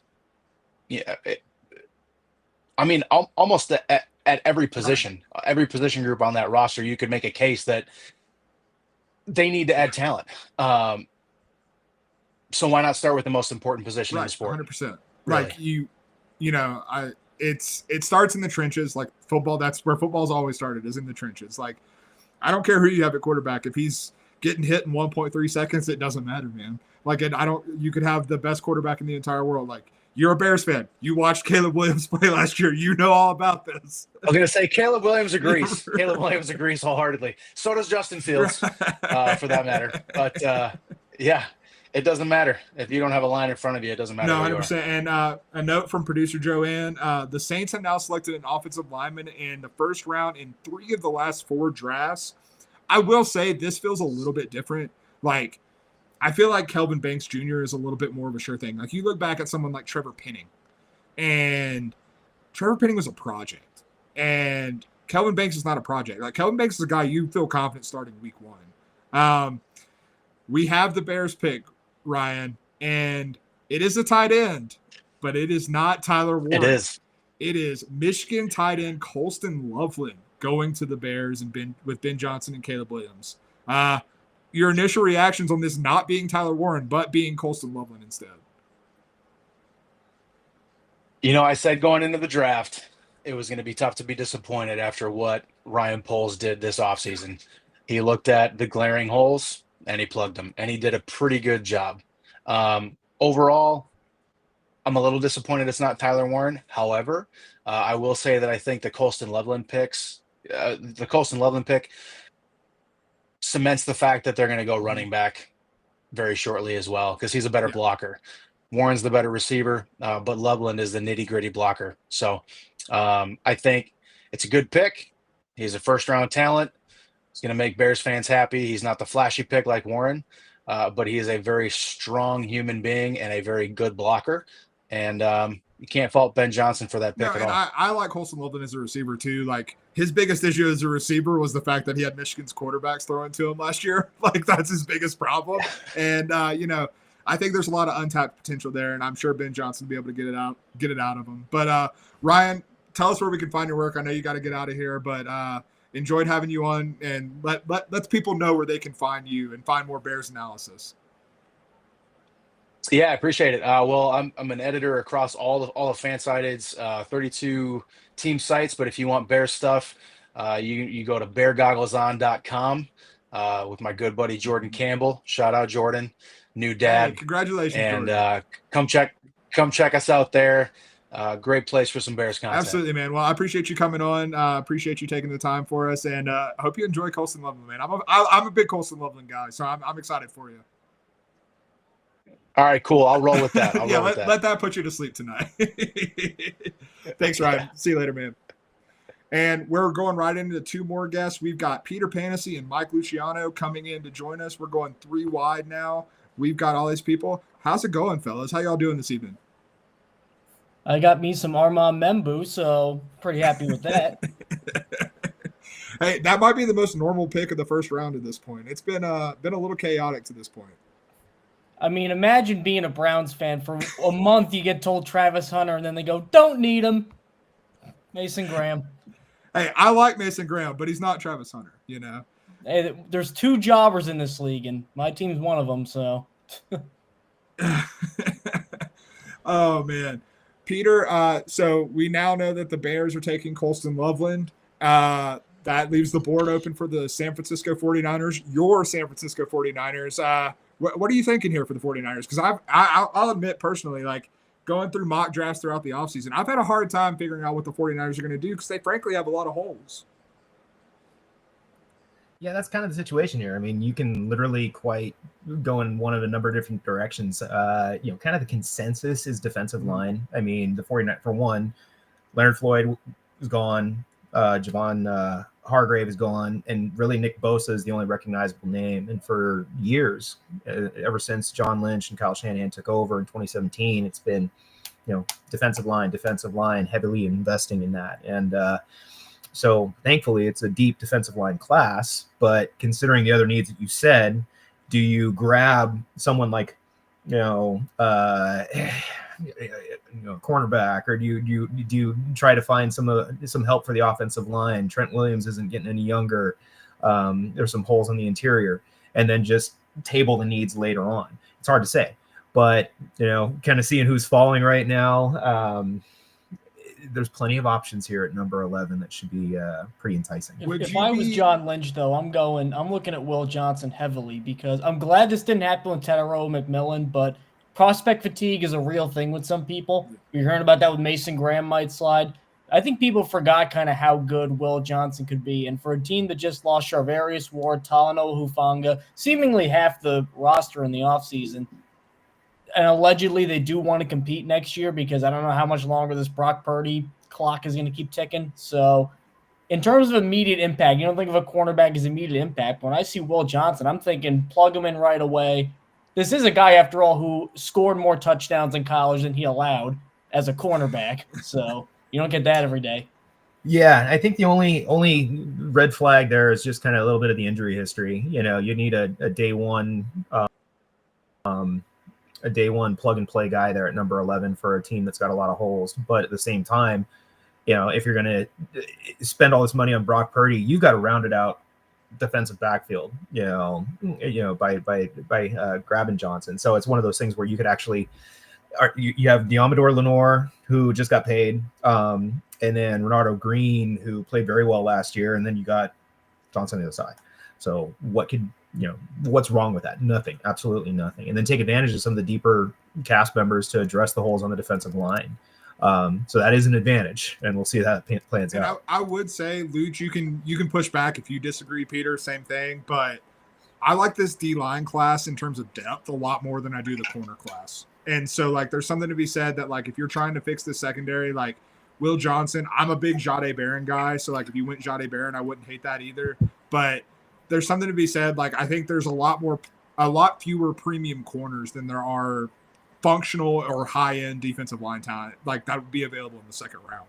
This corner class is very segmented because you get the top Hunter Unicorn, then you get Will Johnson, Jahdae Barron, and then huge Springfield Gorge. And then you get to like Darian Porter, Siobhan Ravel, guys, Trey Amos in the second round. Yeah. And then Springfield Gorge again, it's like Dorian Strong, Denzel Burke in the third round. So it's very clustered. So if they don't end up getting a Will Johnson or Jahdae Barron, and they don't end up getting a corner on day two, I'm really kind of worried about how they're going to address that secondary depth. So if they don't get him now, they got to get him in the second round. I just take my chances with Will Johnson right here. Or Jalen Walker, because I mean, who expected Jalen Walker to be here at 11? Peter, I was going to ask you, if it's not corner, who would you like? Who on the defensive front would you be targeting in this spot?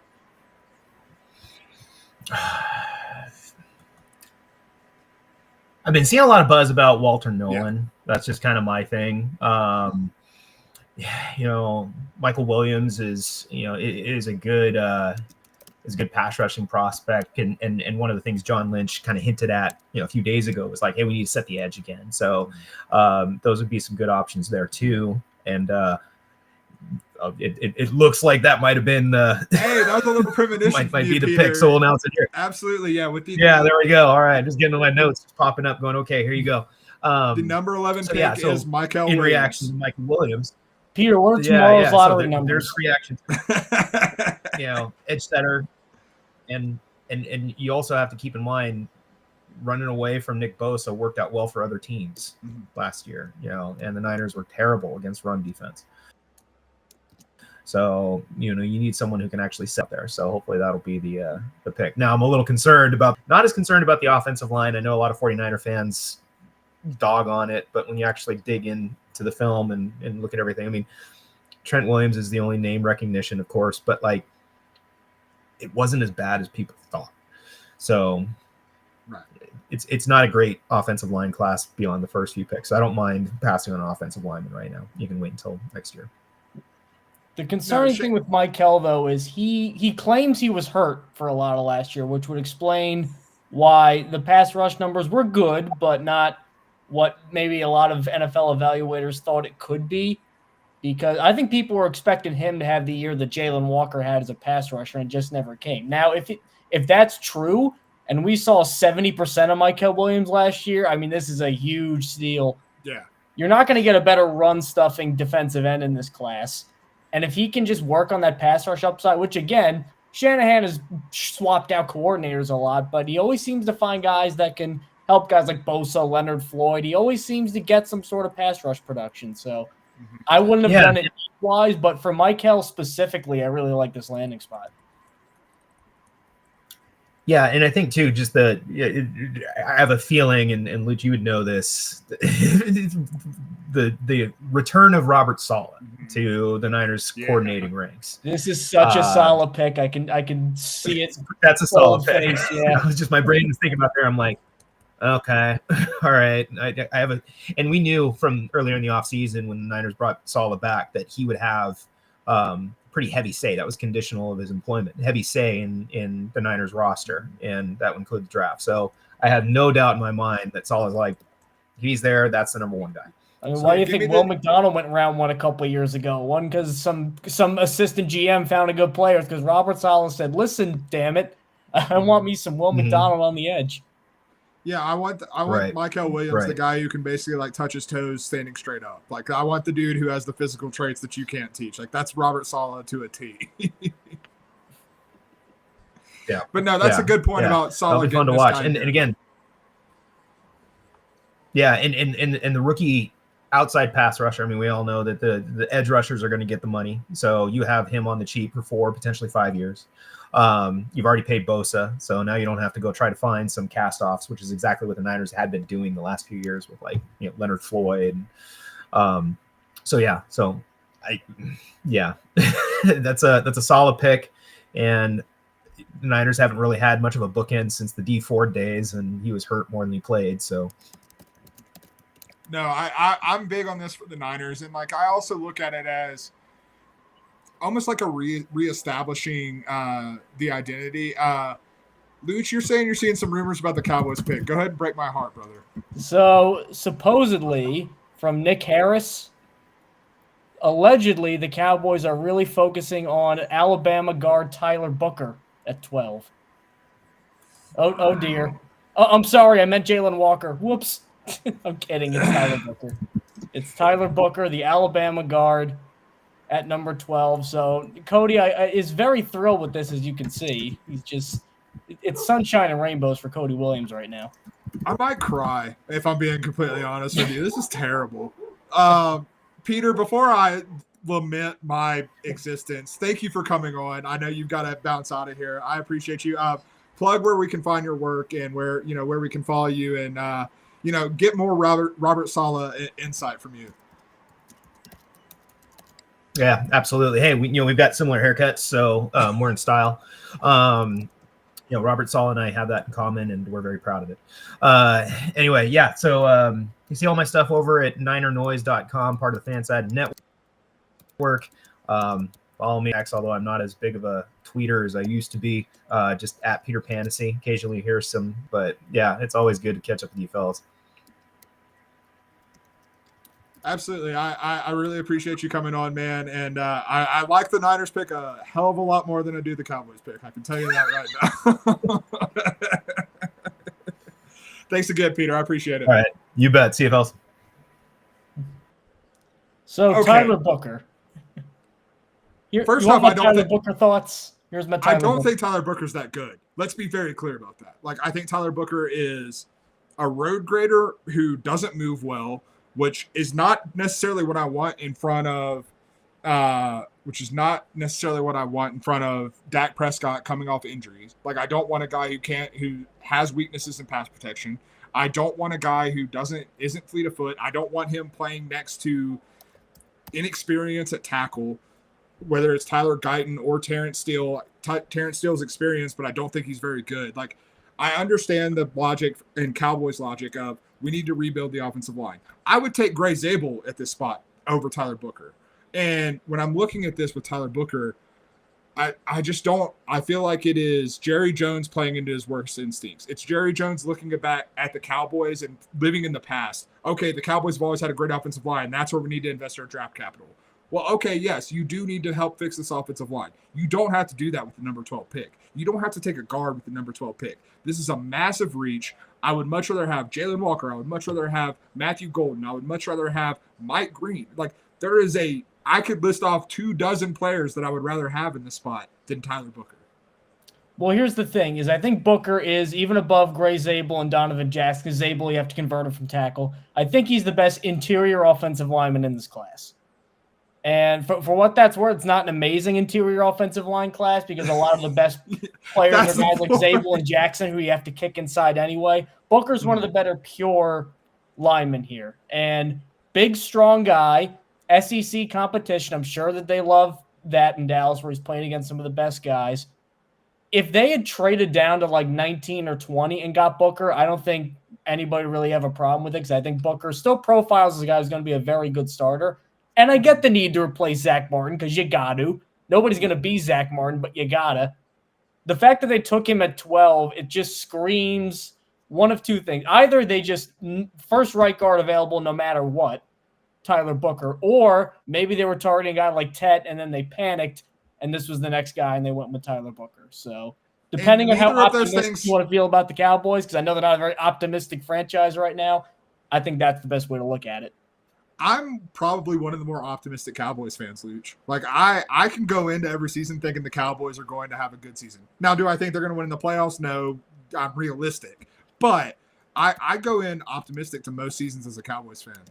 I'm going to have a hard time after this one, man. Like, taking him at 12, like, neither of those scenarios in which you painted out make me feel good about the franchise. Neither of them make me feel good about 2025.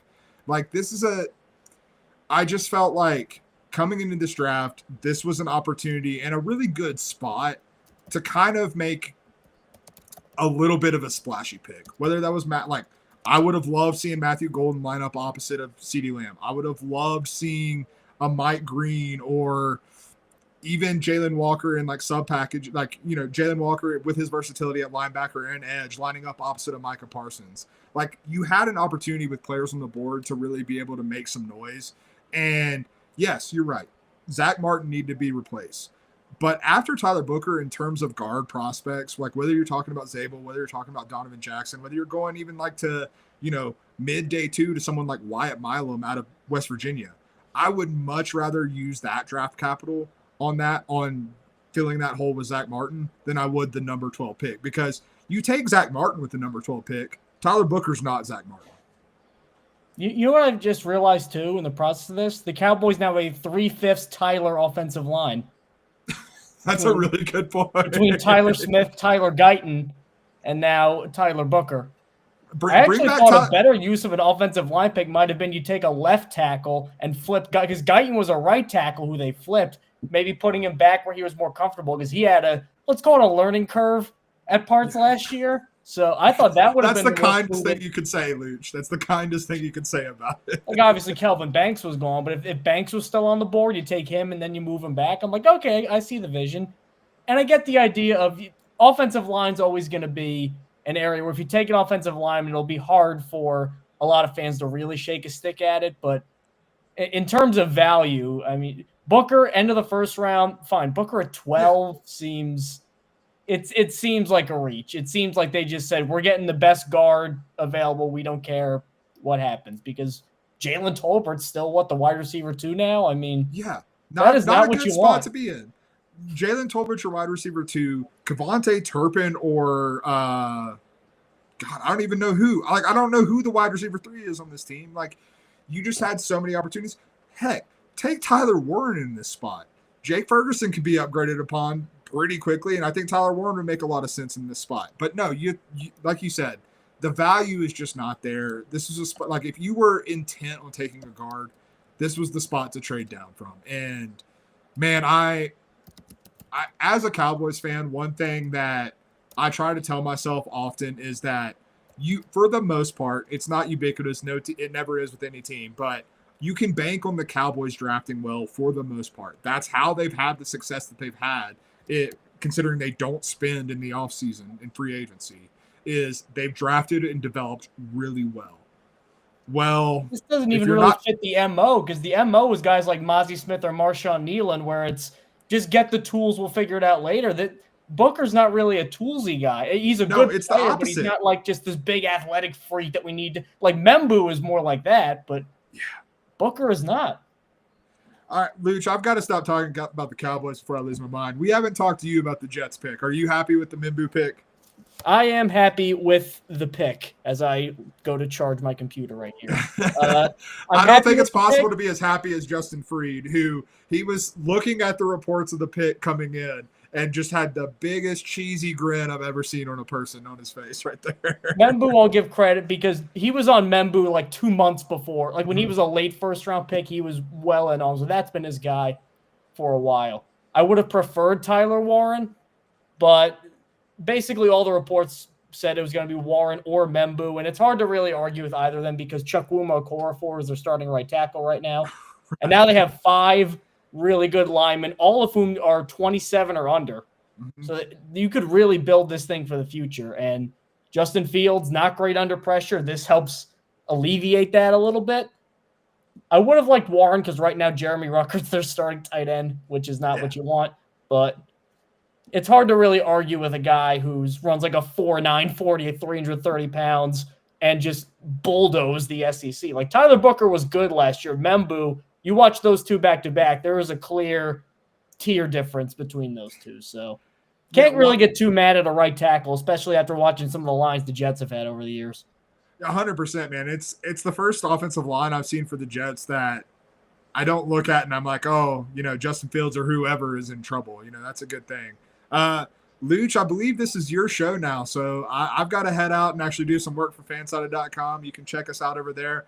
Potentially, I might be back a little bit later, but thank you for helping to, I don't know if you helped me through the pain, but helping me talk through it at least a little bit with Tyler Booker here. Hey, if you remember a couple years ago, our own Iain MacMillan, when they took Bijan, you want to talk about angry, he was tearing his hair out. I don't think he's tearing his hair out anymore, so you never know. Penix, he was still mad, and I give him that. But Bijan, I think he switched. I was about to say, I think it might have just been the Penix pick kind of like realizing, it can always be worse.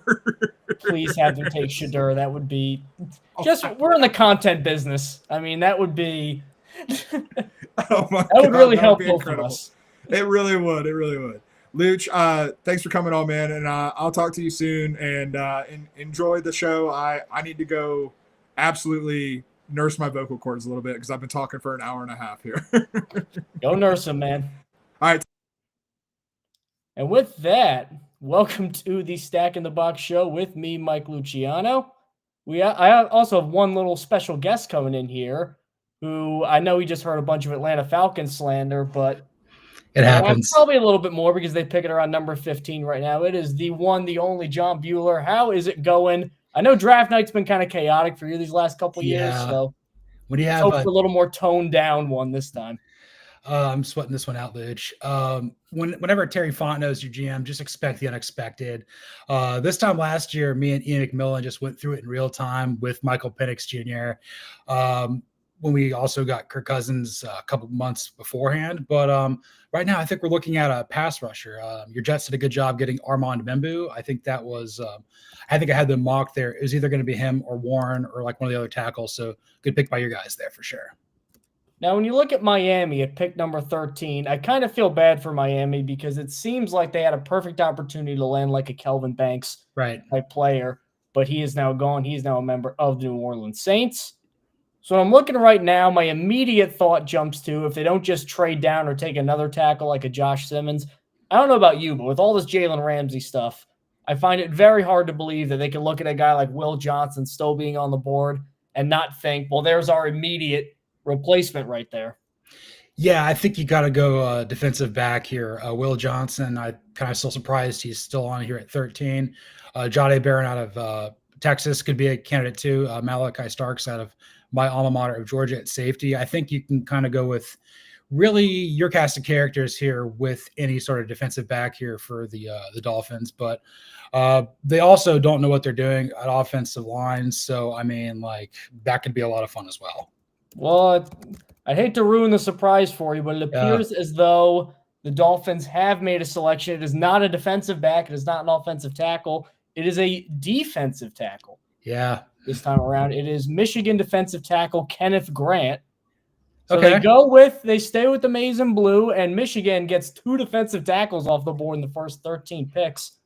Yeah. A little too early for Kenneth Grant for me, but I mean, he's on Bruce Feldman's freak list. He's a big guy, 330, and he does not play like 330. He plays like 290, which to get that sort of movement skills on a guy this big, especially right after Calais Campbell left in free agency, this is a guy who I don't know how good he's going to be. He's going to have some sort of role in the NFL. I don't think he's going to be bad. No. I don't know what that role will look like, but he's a guy who's going to be productive somehow. Yeah, I've kind of thought he'd be kind of like what we've seen out of Jadeveon Clowney throughout his career, kind of like a guy who's going to be able to, make an impact on the edge, may not necessarily have all the sacks you want, but this is a guy who's going to play at a high level in the NFL for a decade. I saw some mocks out there that didn't have him going in the first round. Again, I think 13's a little bit too high for him. I thought he'd be a great pick there for the Vikings at 24, but they may be looking for like a Harrison Smith replacement at safety. Vikings can go in a lot of different directions here, but this is our third Michigan player taken, and with Will Johnson, the one guy who still hasn't been taken yet, which is kind of shocking to me. Another guy who's getting so overthought. I know he had the injuries, but you watch him play. Yeah. He's getting so overthought. So Kenneth Grant to Miami. Figured it'd be defensive. They didn't go left tackle, but they end up beefing up the trenches with Kenneth Grant. Indy at 14, now on the clock. Mm-hmm. This seems like Tyler Warren's spot because I thought Yeah. he'd be gone way before then. It's got to be some sort of Anthony Richardson help because if he fails this year, Shane Steichen's probably fired. Chris Ballard probably is going to get fired. I don't know how he survived this long, but worst general manager in the NFL. I can't believe there's no such thing as imposter syndrome because he's the general manager of the Colts. You can do anything short of being an astronaut. This guy has no idea what he's doing. But I don't even think he's the worst. I think just to be that so average for so long and have this reputation as this genius, I'm like, what has he done? Has he even won a playoff game? He's won what, one?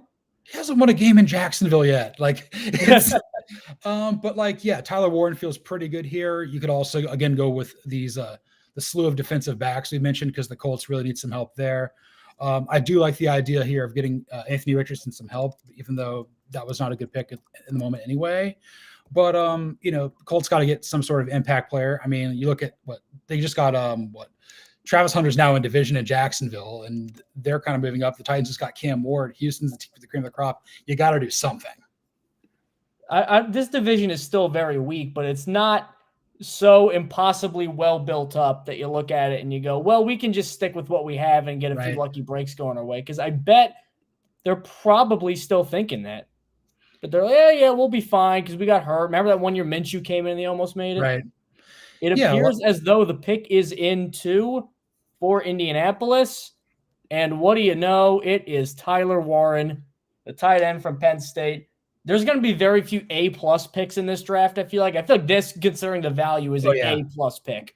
Yeah, this is probably one of my favorite players in the draft. Won the Mackey, was basically the entire passing offense for Penn State last year.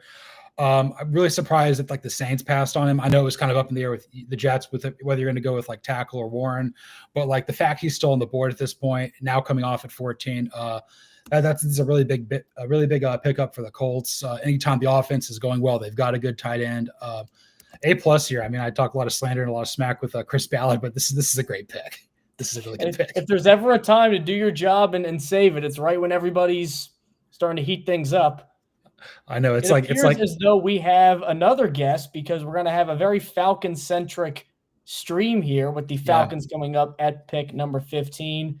And it is the one, the only Iain MacMillan, a guy who we're begging for a calmer night for you because the last 2 first rounds have been, I will say, controversial. Now, one of them worked out, Bijan, one to be decided, but let's just hope for Iain MacMillan's blood pressure as we welcome him onto the show that Terry Fontenot ends up doing what a lot of people expect him to do tonight. Yeah, it was almost exactly a year ago, Mike, that John, it was you and I, and we were watching the live stream when the Falcons drafted Penix, and it was one of the most shocking sports moments of my life. Now here we are a year later. Thank God they took Penix. Yeah. In hindsight, that picks looks now a lot better than it did at the time a year ago. But now here we are, and the Falcons will see what their strategy is here because for the past number of years, they've just taken the best player available. They have not gone for a pass rusher. They've not gone for a defensive player when that's what we've needed. Will they do that now? Will they take a pass rusher? There are still plenty of good pass rushers left on the board. Let's hope they finally draft for need a little bit here. Yeah, please. Looking at this right now, I did not expect him to be there. If Jalen Walker, because you're staying with Georgia, can you find a better fit for everything than Jalen Walker? Supreme athlete. We talked about Cody Williams going to San Francisco. Do you know that he actually had the most pressures on that Georgia team, and he was 6th in pass rush snaps? More than Cody Williams and all these other guys. Somebody who has such a high floor. And if you're a defensive mind like Raheem Morris or whoever they brought to replace Jimmy Lake as defensive coordinator, I guarantee you they're seeing Jalen Walker and they're just going to be up all night dreaming of how do I unleash this guy on the NFL. Yeah. John, what do you think about that? I'm absolutely stunned that Jalen Walker is still on the board here. The fact he didn't go to the Panthers at 8, being from Salisbury, North Carolina, outside of Charlotte, shocks me. I mean, this is a guy that's kind of been moved all over the Georgia defense, not kind of positionless. But we are the Falcons, and we find ways to screw it up with the pass rush all the time. I know that we've been tied to Mike Green out of Marshall, the G5 star. Shamar Stewart's been tied to us as well. I've also seen stuff with James Pierce Jr. And then there's also been stuff where, maybe we'll go with the defensive back. Probably not right here. I know we've been tied to Maxwell Harrison out of Kentucky at some point, but got to go defense here. Can't go offense for the 5th year in a row or 6th year in a row. How many years has it been, Ian? It's been a lot. What would be the this year's version of the Penix pick from last year? Would it be them going wide receiver right now? Would it be going tight end? I'd be going Emeka Egbuka or something like that. Yeah. Actually, I'd be okay with that in a weird way because Shedeur Sanders. Yeah, sure, yeah. Let's just keep taking quarterbacks every year. The all quarterback offense. Yeah. I believe your quote was, "We're going to run the wishbone" when they took. So yeah, maybe not. Just do a little single wing thing. Put them all out there. The one thing that would make me really mad here is if we go Josh Carnley Jr. and reach here because we need some replacement for Jake Matthews a year down the line or something like that. Man. What are you guys' thoughts on Shamar Stewart? Because he feels like he is just all over the place in terms of evaluations. The production is just not there. Not it's bad. It is literally not there. 4.5 sacks in 3 years. But you watch him work out and you're your eyeballs bulge out of your head. You're like, man, if this guy finally gets it, we got a Daniel Hunter on our hands. Yeah, there's people that say he's got the traits of he could be the next Myles Garrett, who is the next Von Miller. But I follow the SEC most closely. Didn't really pop off the screen there. But you're kind of banking on upside, high risk, high reward here. Again, this is a guy the Falcons have spoken to, and maybe he could be coming in here. But I just don't want us to take the wrong guy here and have somebody go to I don't know, a team further behind us that gets a better pick than us. The Vikings has I don't want us to draft Takk McKinley and then the Steelers draft TJ Watt. I don't want that to happen. Yeah. 2 minutes left on the clock here. I am, by the way, guys, just full disclosure for you guys and for the people watching. I just got in from 4 days in Vegas. I walked in the door back home about an hour ago. I'm in rough shape right now, but I'm a pro's pro, so I had to hop on. So please, Falcons, yes, I need a good pick here. I appreciate it. Do you know that his mental state is firmly in your hands right now, Terry Fontenot? Correct. Terry Fontenot doesn't care. Are you kidding me? Nope.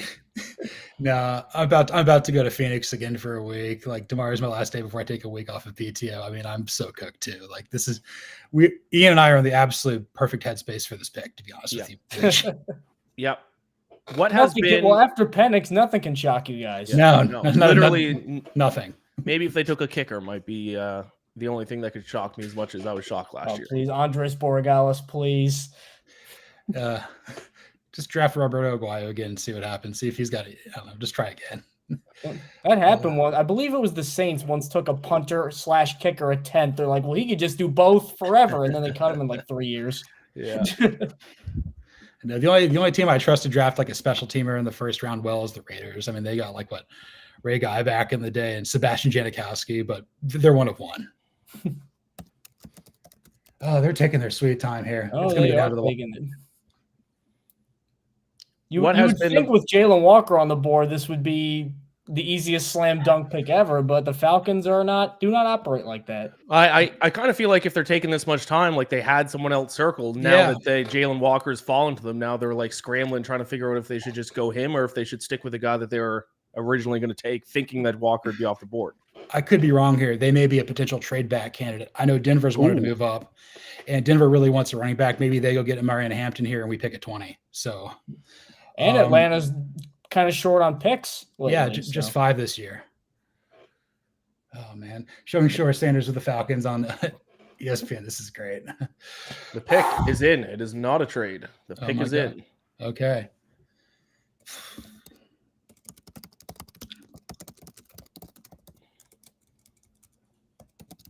Now I think it should be Jalen Walker, but I'm a Falcons fan personally, I'd be happy with Mike Green. I'd be happy with James Pierce. Oh, the pick is in. I think you guys are going to like it.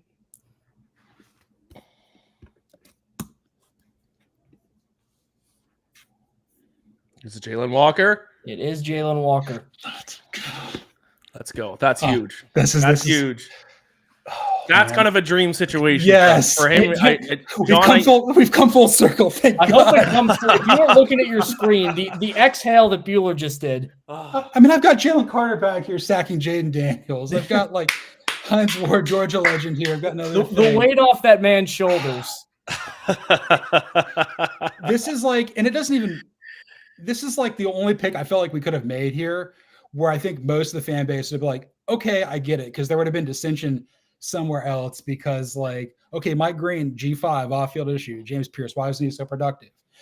Shamar Stewart, same sort of thing. Walker won the Butkus. I mean, he won that over Abdul Carter. Single-handedly ruined Texas's chance to beat Georgia twice. Yeah, horns down forever. Yeah, John, I think when we first talked about the draft and right after the season over, we said that this would be our dream pick, but likely wasn't going to fall to Atlanta. I think we even brought up the possibility of maybe Atlanta would trade up to get him. So the fact he didn't have to trade up, he fell to us. They made the smart move. They made the right move. They drafted for need for once, and now we might just finally have a pass rusher for the first time in forever. He just seems so much like Hassan Reddick in terms of, you could put him on the edge, great pass rusher, but he was playing off-ball linebacker for half the year, and I mean, he was great. Very good coverage ability, good open field tackler. The only concern is he only has the 1 year of experience as a starter, and he was playing off-ball linebacker for half of it, so you don't really know where he's going to slot in immediately, but if you have a creative defensive mind like Raheem Morris, he's going to figure out some way to get him on there. I don't think he'll have to think too hard about it. Yeah, because Ulbricht's our new DC. He was with you guys last year. How do you feel that this pick works with the Falcons, with him coming in as defensive coordinator? Well, nothing works with Ulbrich as DC, because I just don't think he's a very good defensive coordinator, because he had a good defense with Robert Saleh, and Robert Saleh left, and then the defense got bad. So I wonder if there's a correlation there. But because when I'm watching, they did trade for Reddick, so they had a plan before he did that whole I'm going to not show up and ruin my career thing. They had a plan to kind of use him as a hybrid linebacker, mostly because they went years trying to get that guy, never did, and then Reddick was supposed to be it, didn't work out. So a little bit of an unknown, because Reddick this year was supposed to be what Jalen Walker is going to be, and we never really got to see it. But I also feel like Ulbrich is a guy where you see a really good talent like that, he'll figure out some way to at least put him in a good pass rushing position, because even amid all the faults that the Jets have had in the last couple of years, they always had a pretty good pass rush. So if nothing else, you got a good speed rusher.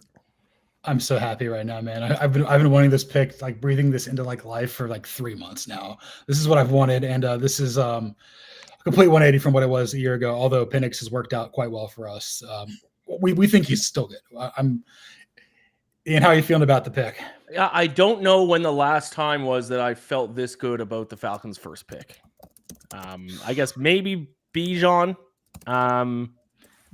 Yeah, Bijan, it was like it took a while to come around to that. Yeah. It was just the positional need, but nobody thought Bijan was going to be a bad pick ever. Right. Good. Right. Now it's the perfect mix of need and one of the best players available left on the board. So it's I feel very good. I'm very excited.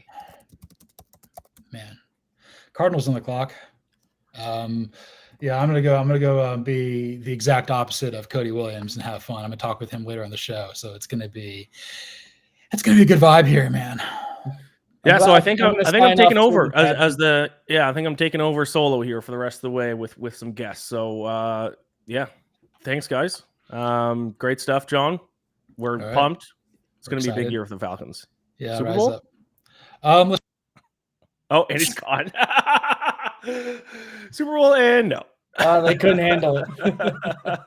I can tell you right now, as a Jets fan, even with Armand Membu, Super Bowl is a little. Yeah, we're not getting there. I know my limits nice. as a fan. So yeah, give me playoffs this year, please. Mike, you're a head note too. Yep. Great stuff. We'll be talking in a little bit. See you guys around. All right, I guess I'm just running it solo here for a little bit. Like I said, I'm going to have a few guests on. The next one, we're going to have Josh Hill for the Buccaneers. I'm sure he won't say any mean things about the Buccaneers winning the NFC South over the Falcons this past season. That'll be when the Bucs pick at number 19. But right now we have the Arizona Cardinals on the clock. Most likely, possibly wide receiver, but potentially get Kyler Murray, another weapon. I think that makes the most sense at this point. For the Cardinals, I mean, Cardinals have a lot of different holes they go. They could definitely go defense too. Let's see a list of best players available. Going to NFL.com, Will Johnson, corner, Walter Nolan, the Ole Miss DT, Mike Green, who I thought was actually going to be the Falcons pick as of just a couple of weeks ago. He's still available as an edge rusher if they want to go. Receiver, they can go Luther Burden from Missouri. The pick is in for the Arizona Cardinals. Draft started off with a shocking trade to get things started. I don't think there's been a trade since, though, has there? Just kind of that one trade, Cleveland, Jacksonville, and everyone's just kind of staying put. Usually it's the opposite. Usually we see no trades right at the very start, but then the trades usually start coming in through the midway point of the first round, it feels like. Not the case this year. This pick will also mark the official halfway point of the opening round of the NFL draft. Cardinals team needs wide receiver, D-line, guard, offensive tackle. Well, you got guys at all those positions available.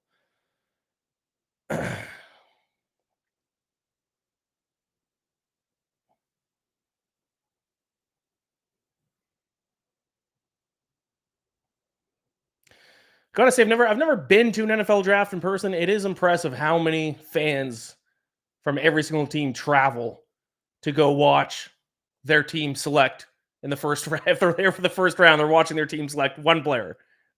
A lot of traveling just to see the team you root for pick a player that will hopefully be good for them in the future.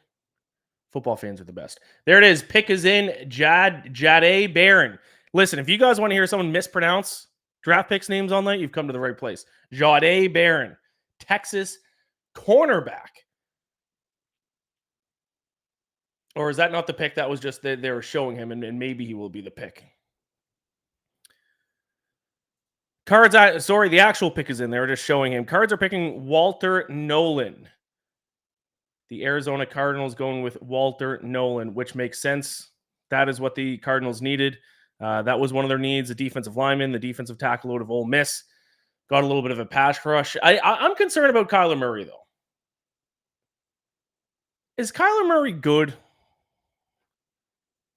Don't you think the Cardinals would want to get him a little bit more help, or maybe someone on the offensive line to see if he truly is the guy for them moving forward? He shows flashes of greatness every single year, but then he has a low floor too. He seems to be a low floor, high ceiling player, and I don't know if you want that as your franchise quarterback. But instead of getting Kyler Murray any kind of help, they are going to try to beef up the pass rush, the defensive line, with Walter Nolan from Ole Miss.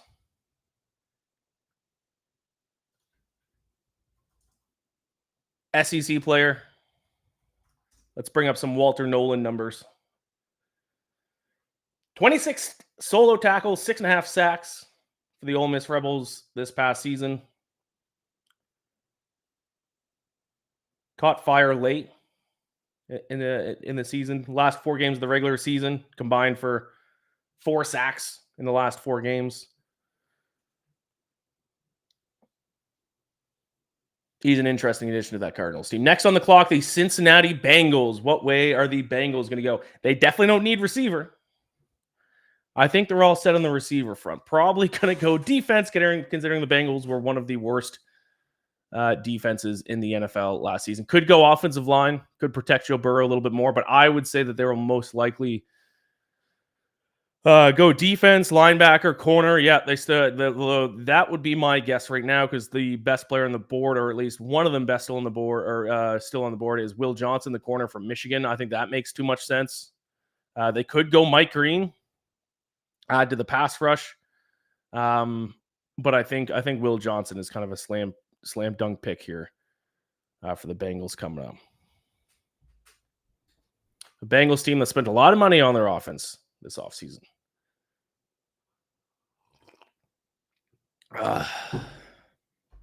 Trying to get some coffee into me to rally around. Vegas is as advertised. A long 4 days.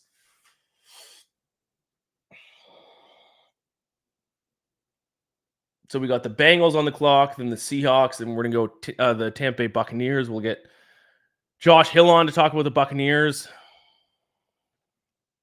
But yeah, I think most likely the Bengals go defense. A Bengals team who once again missed the playoffs this past year. They are too talented. They're too good on offense. They have too good of a quarterback to continue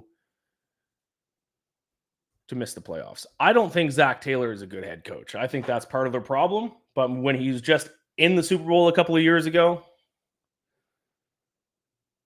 and he does have great offenses, he's been there long enough.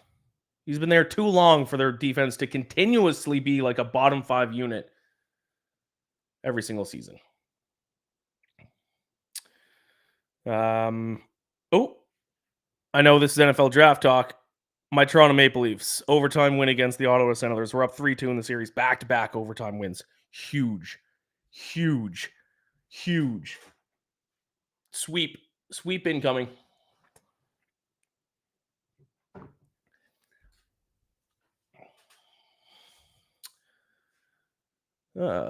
What's Sterling Holmes up to tonight? Where's Sterling Holmes? Get him in the mix. What's he doing, Sterling? You should be on here with me. Sterling Holmes is jumping on the Arrowhead Addict stream a little bit. Of course. It's got to be a nice spot to be in to continuously have one of the last 2 picks in the draft in the first round every single year. It was like for 2 decades, Patriots fans didn't even care about the draft. They wouldn't even watch the draft because they pick late. Now it's the Chiefs. 31st overall. Good. It's a good problem to have. All right, Bengals pick is in. Shamar Stewart. They actually go defensive end here. Texas A&M. Shamar Stewart, one of the, he's part of that group of the talented edge rushers. I like Mike Green a little bit more, so I'm a little bit surprised it did not go with Mike Green. But they have, it's Mike Green, Shamar Stewart, Donovan, once again, going to mispronounce almost every name, Iziraku. We're kind of the next group of edge rushers, but I thought it was Mike Green for Marshall. I mean, I feel like I was just reading nonstop hype about Mike Green, so I'm a little surprised here that the Bengals are going Shamar Stewart. I'm also a tiny bit surprised. Obviously, I did think they were going to go defense, but I'm a little bit surprised that they are going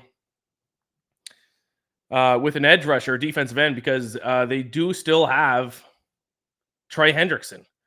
We don't know what's going to happen with Trey Hendrickson this offseason. He's trying to get extended. He has 1 more year left in his deal. There's some, rumors that they might trade him. I know I wanted the Falcons to trade for him. Probably not going to do it now that Falcons have Jalen Walker. There's some reports about the Lions potentially getting a trade. But still, I mean, maybe this is a sign that the Bengals are going to be moving on from Trey Hendrickson. If they're going to pass a defense or draft a defensive end here. Or maybe you just get someone else on the defensive end, so to take a little bit of the pressure off Trey Hendrickson. Maybe that's the thinking. But I'm surprised they didn't go corner because his Bengals secondary, I'm just going to look into it here really quick. I'm pretty sure it was like a bottom 5 secondary this past year. Am I wrong? Any passing yards per game for the secondary? Well, opponent yards per pass attempt, they're 14th, so actually half decent. So maybe getting the defensive line was the correct move for the Cincinnati Bengals.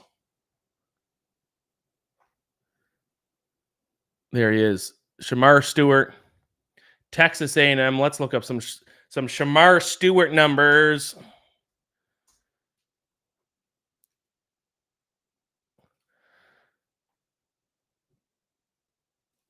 Shamar Stewart last year for Texas A&M.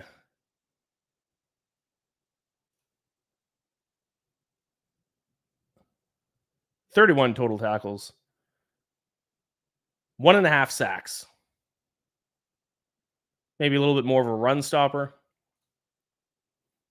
which is certainly an area the Bengals need to improve in, because the Bengals did give up 4.4 yards per carry. Sterling is going to join me in a minute. I'm getting word right now. Sterling will be joining me in a minute. What a treat. What a surprise. How fun. Get him in here.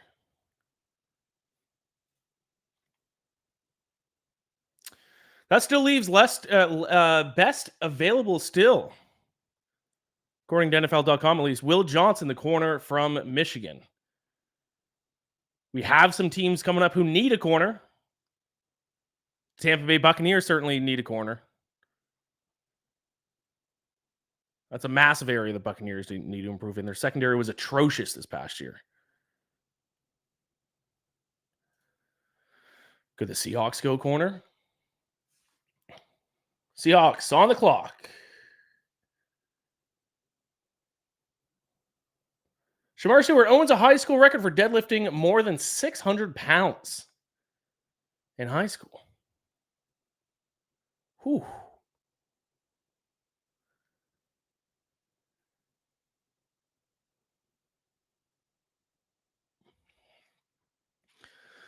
All right, the Seahawks are on the board. Let's take a look at some Seahawks needs. Sam Darnold now going to be their quarterback. Hoping he can replicate what he did with the Vikings last year up until the last 2 games of the season. Offensive line, top need for them. Also wide receiver with everyone kind of getting shipped out of there. With Jackson, Smith, and Jigba being the only guy left. So they could go wide receiver. They did sign Cooper Kupp and Marquez Valdez-Scantling, but that's obviously not a huge answer for them. So they could go wide receiver, could go corner. So we could see them take the corner here in this spot. I'm sure Buccaneers fans are probably hoping that he falls to them with the next pick. Yeah, Devin Witherspoon's kind of the only starting caliber corner for the Seahawks. So we're looking at wide receiver, we're looking at O-line, or we're looking at corner.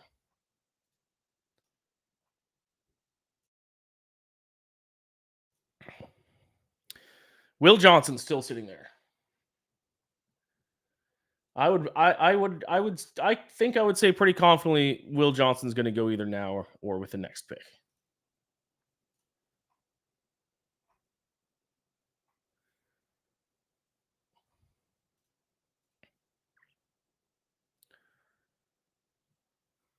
Let's see if I can find some live odds for the draft tonight.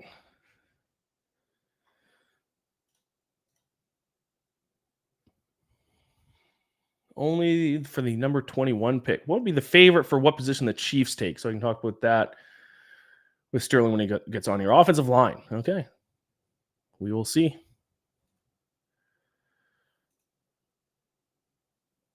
We will see.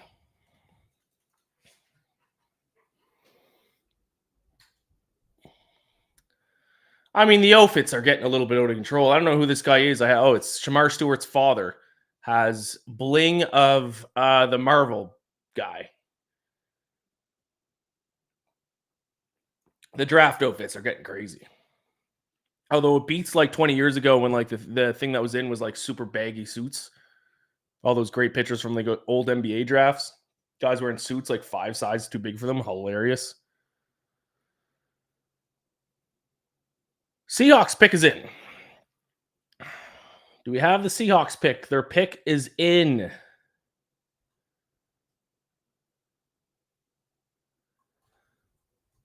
Seahawks, number 18, are taking North Dakota State offensive line Gray Zabel. I believe he is a guard. I believe he will be possibly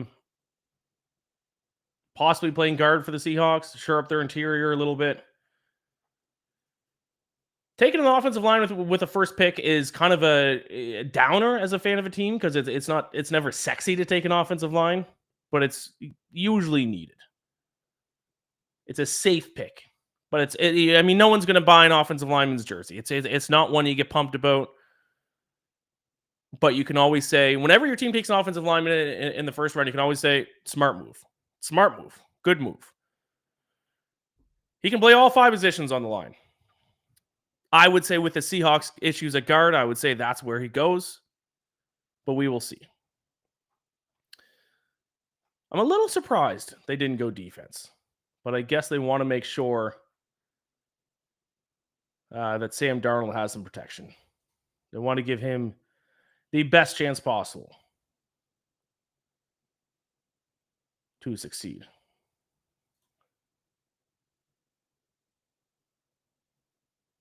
Could this be considered a stretch? I mean, I don't know. Obviously, these are all subjective rankings. But he's pretty far down the list of best players available on NFL.com. Now, I'm not going to pretend to know. I have scouted and grinded film on a North Dakota State offensive lineman. You do have to love these, non-top schools. FCS school, a player from an FCS team. You like that. Good underdog story.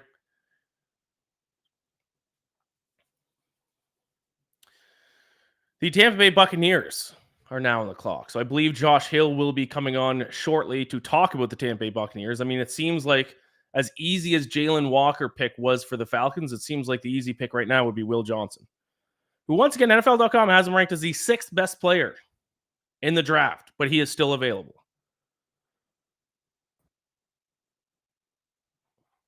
It seems like a layup.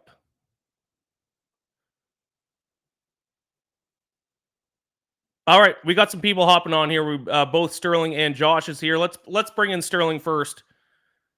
Sterling, what's going on? Good. I'm just vibing right now. The Falcons didn't make a dumb pick, so I'm happy for you. That makes me thrilled. My Kenneth Grant falling to 31 for the Chiefs pipe dream is already gone, so there's that.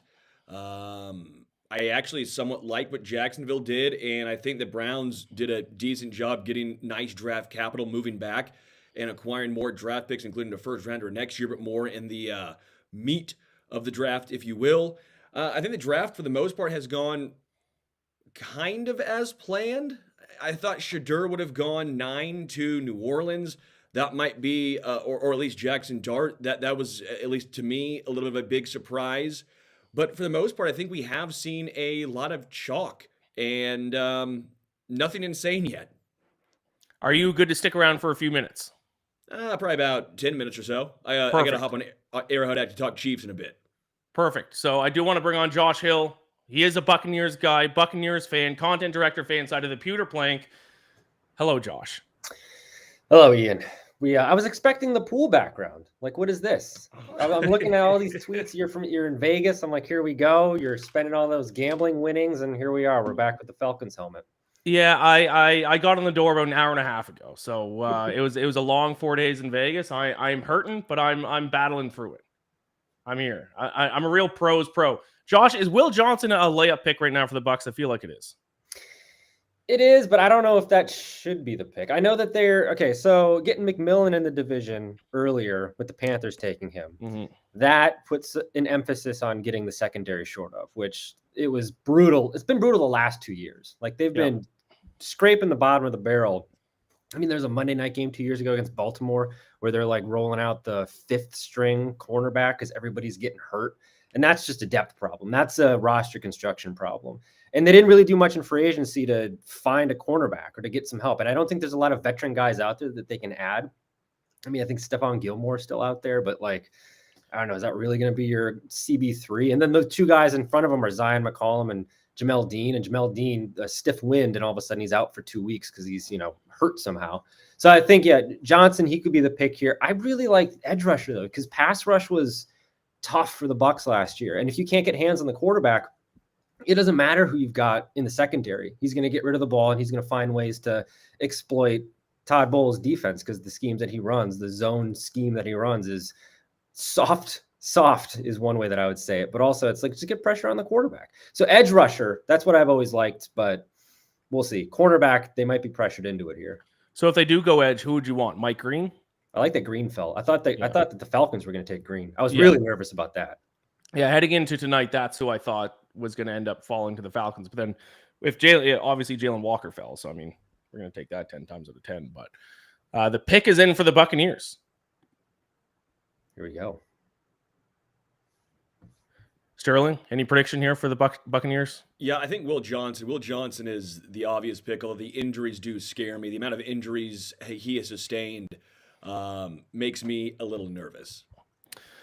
Buccaneers have selected Ohio State wide receiver Emeka Egbuka. Okay. That's okay, a little bit of a surprise. This is a classic Jason Light zag when everybody thinks he's going to zig and he's going to take this guy who's everybody's mocking to the Bucs. This happened 2 years ago with Kalijah Kancey. Everybody's like, they're trading up for a quarterback. Will Levis fell. He was there at 19. They're like, oh, they're taking Will Levis. Didn't happen. Took Kancey. Last year, Graham Barton, he was supposed to be gone by 26. Bucs are they're locked to trade out. They're definitely trading out of the first round. Stay at 26. They get Graham Barton. And now this, here we go. We've got 3 really great receivers for Baker Mayfield. Time to make some lives difficult in the NFC South. 5-time NFC South champion Buccaneers. You heard it here first. Yeah, the over cash on how long it would take for you to bring up the NFC South championships these past few years, Josh, to be honest. So I'm impressed you waited a few minutes before you brought that up. Can't be too mean. I can't come in here. It's the Minnesota nice in me. I have to, ease into it a little bit. I will say, in fairness, he was the best wide receiver according to a lot of people earlier on when it was him, JSN, and some even said with Marvin Harrison Jr. at Ohio State. There almost felt like there was a situation where everyone talked about him so much that we're like, yeah, we know about Emeka. We know he's great. And then it just felt like out of sight, out of mind. With the production that JSN put up last year, I actually think that helped Emeka because after the first year, JSN had only a fine rookie season in Seattle. Last year, he really broke out. I think that helped Emeka. If I'm a Buccaneers fan, I don't know how exactly I would feel about it, but I do think you got a steal at wide receiver. I think it was, him, Tet McMillan, and if you want to throw Luther Bird in the mix, those 3 guys, it's almost pick your flavor. I do think Emeka is a guy that can help the Buccaneers offense keep the explosiveness up because defensively they're going to give up still 35 a game. That's my big concern there is the defense. And who knows? I mean, Jason Light, he knows how to pick guys late in the draft. So it's not going to be something where they're not going to address the secondary. I mean, maybe we'll see a trade up on day 2, but I'm a little bit in shock here that this is actually how the pick went because I was so adamant on writing on the Peter Plank that they weren't going to take a wide receiver. It made no sense. It's the same thing where they were supposed to trade. I don't know, Sterling, if you heard this in Kansas City, but apparently Rachaad White already plays for the Chiefs because the Bucs traded him to Kansas City. And I was like, that's a dumb move too, because you're not taking a weapon out of the backfield. You've got Bucky and you've got Sean Tucker, who's good, but unproven. And then you have Rachaad White, who adds something different. But this kind of goes into that. My logic behind that was Josh Grizzard's brand new coordinator, first-year offensive coordinator, hasn't had this job before in the NFL, and you're not going to take weapons away from him. And this is an investment. You're using your first-round pick on a wide receiver, a luxury position. This is a luxury purchase. The Bucs did not need a wide receiver. They needed other things, and they passed on that to take this guy. And that's an investment in Baker Mayfield. That's an investment in Grizzard, and low-key kind of a middle finger at Liam Cohen because it's like, guess what? We're adding to this offense. He got Travis Hunter, so he's fine. I'm sure he's not going to be crying too much, but this is wow. I didn't see this one coming, but I don't hate it. So let's hear what's your grade for this pick, and then we'll get you out of here. I'd give it a solid B. Because it's like I said, it's a luxury. It's a B because it's juxtaposed against what I think they needed more than a wide receiver. But I mean, to Sterling's point, maybe they're just going to be a team that's going to win in shootouts now. Like the defense, it was bad last year. They still won the division, so it didn't really matter that much. But Carolina's going to get better. I think Atlanta was worse than they should have been last year. They should have been a lot better. And then who knows? New Orleans is a wild card, so we'll see what happens there. But you're going to need to win shootouts. And then you look at the rest of the NFC. All right, maybe the defense has a good streak. Maybe the defense is playing hot. You still got Antoine Winfield Jr., Vita Vea, Levante David's back another year. There's a lot of good day 2 prospects that you can get on defense. You combine that with a Baker Mayfield, Mike Evans, Chris Godwin offense. Bucky's up there. And now we got this guy. It's like, come on, this is great. So let's go. I like it. Solid B. Love it. Thanks for hopping on as always, Josh. Let the people know where they can find your work. Peter Plank, fan side at NFL Division. J. Dave Hill. Let's go. You can see me gloat about the Bucks, but also then cry about the Twins, and then I'll follow Ian for all of his bets. So that's the life. Fantastic. Thanks a lot, Josh. Thank you. I'm not gonna lie, I couldn't imagine gloating about the Buccaneers. Is that what the NFC South is now? Just making the playoffs? That's what you gloat about? I don't. That's shocking. I can't basically really at this point. We just want to win the division. I can't talk too much smack because they waxed the Chiefs in that Tom Brady year. So I can't talk too much smack to Bucs fans, but still, that's what it sounds like. Win the NFC South. That's a crown. That's a crown jewel. Yeah, pretty much. Until this year. Falcons are going on a run. All right, so Sterling, what do you think about the Chiefs? Obviously, still over 10 picks away. You're going on Arrowhead Haddock soon, though. So just give me your thoughts right now of the Chiefs. The guy you wanted already off the board. Yeah, with Luther Burden continuously falling, at least in a lot of mock drafts, we've seen that him fall today. If Luther Burden's there at 31, I want the Chiefs to draft Luther Burden. I think if I also had my druthers, let's say Luther is gone, I'm totally okay. And again, maybe Harmon's gone as well. I don't want Josh Simmons. I don't want Connerly especially. I want the Chiefs to trade back. If the Giants are the team that's trying to trade back into the first round to try and draft a quarterback, if they're trying to get a Jalen Milroe, if they're trying to, at least as of now, with Jackson Dart as well as Shadur Sanders still on the board, one of those guys are still there. Well, that makes it even more lucrative, right? That makes it even better for Kansas City, who holds some sort of power at 31. I guess again, I think there's a lot of value in that second and third round. The Chiefs do have two third-round draft picks, but obviously they have 63 and 66, so very early third round because of L'Jarius Sneed trade. But if they got one around 40, picked one up right around there, maybe 40, and picked up a fifth rounder, which they don't currently have, I wouldn't be opposed, man. I think there's still a lot of value there. Again, but if they stay at 31 and there's two guys that are still on the board, give me either Harmon or give me Luther Burden the third. That's where I'm leaning. DraftKings does still have odds up for what position the Chiefs take, and offensive lineman is a minus 150 favorite. Which I think is absurd. I think I would be, if it's Connerly, I'm not going to be happy at all. If it's Josh Simmons, I will talk myself into why I think it could work. But I don't think it's going to work. Yeah. A patellar injury, I'm sorry, is nearly a death nail. Not only that, the Chiefs have not developed tackle play since Eric Fisher, and that took 5 years. What are we doing? So there have been some reports that the Giants are trying to get back into round one. Maybe they're seeing that Shadur Sanders is still going to be hanging around, and they could potentially get him. Because if you look at the list of teams left in the first round, we're going to have Tommy J guy on here in just a moment to talk Steelers. After Steelers, I don't think there's another team that would take a quarterback. There are, let me go back and do it. So you have Steelers at 21, LA 26. I still think Jackson Dart. Rams, yeah. I think the Rams 26 to the Rams. If you get Jackson Dart, that makes a lot of sense. Sitting behind Matt Stafford, Sean McVay there. That to me seems to be a perfect marriage for a quarterback. The Broncos pick is in at number 20. Jahdae Barron, cornerback from Texas. Wow. Going above the Michigan corner. Again, I a little surprised with Will Johnson not going before Barron, but also the injury concerns are vast. And that has to play a factor. And I will say this, the Broncos have done a really good job identifying talent in the secondary. If they went Barron, I wouldn't be surprised if Barron ends up having a better career than Will Johnson, just because the Broncos have done a good job identifying talent there. Yeah, they just made their already great defense even better. So that's going to be interesting. Sterling, do you want to hang on for another pick or two, or do you got to balance and get ready for Arrowhead Addict? I will do about another one pick or so. Okay, and we're also going to bring in Tommy J guy to talk about that pick for the Pittsburgh Steelers. Tommy, what's going on?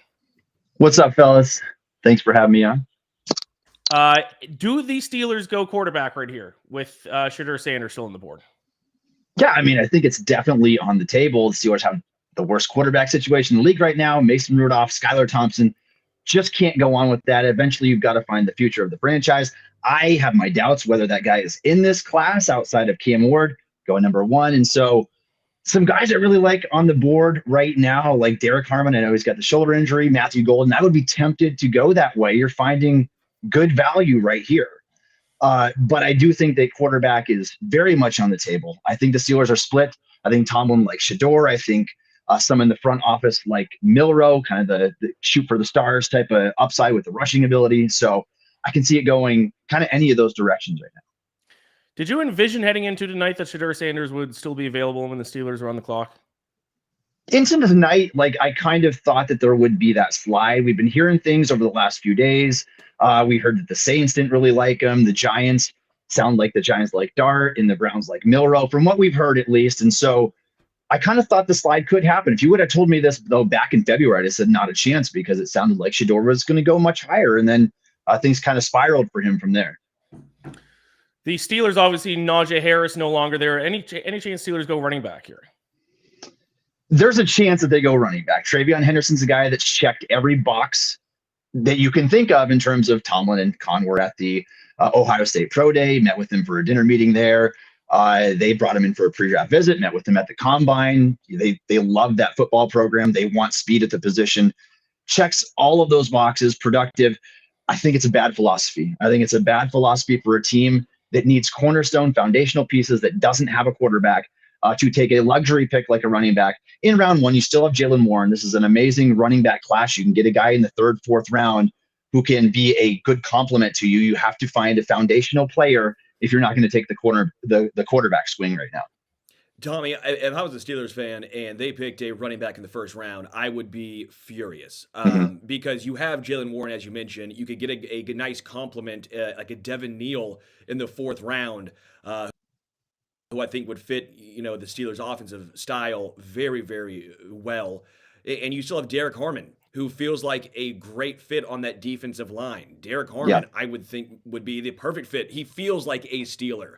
Again, you mentioned Matthew Golden if you wanted to go wide receiver, but again, I think it has to be quarterback, whether it's Jackson Dart, whether it's Shedeur Sanders. I've talked time and time again. I think Sanders is the safest quarterback. I don't think he's the best quarterback. I don't think the upside is there with Shedeur Sanders. And in the AFC, that might not make a lot of sense when you're going up against Josh Allen, Joe Burrow, Patrick Mahomes, Justin Herbert. You're going Lamar Jackson, right? AFC, you need the upside guys. But I do think if you need a floor, and we know Tomlin can squeeze talent out of these guys, I think Shedeur could make some sense in Pittsburgh. Yeah, he could for sure. And I mean, you talk about that. Does he have the traits? I think he's a better dome quarterback. I really do, because of his total skill set. Like, I don't think he's got the arm strength to drive the ball as well as some of these other guys do in the AFC. And so it makes you wonder, when you get to December and January, you're throwing an ice ball through the wind. Can you do it then? That is the question. And I do think that there's definitely things about Shedeur that I like. But that's the one thing I worry about, does he get you in that quarterback limbo stage where you're always looking for a little bit more at the position? And the pick is in for the Steelers. The Pittsburgh Steelers are officially passing on Shedeur Sanders. They are taking, as you guys mentioned it, Derek Harmon with pick number 21. And you know what? I can live with that pick, and you live to take your quarterback shot next year, or maybe the Steelers try to later in this draft. I would not view any of these quarterbacks as franchise guy. Harmon was my 13th overall player on my big board. Sanders was 27th. And so value quarterback position, obviously more valuable than a defensive lineman. He would have been an upgrade instantly over what the Steelers have in Mason Rudolph. Derek Harmon, though, rare breed of defensive lineman, big, long, strong, athletic. I can get behind that selection. Hopefully the shoulder injury is not serious for him. But I think they potentially got a foundational piece to their trenches here, and then maybe you take that swing again in the 2026 draft.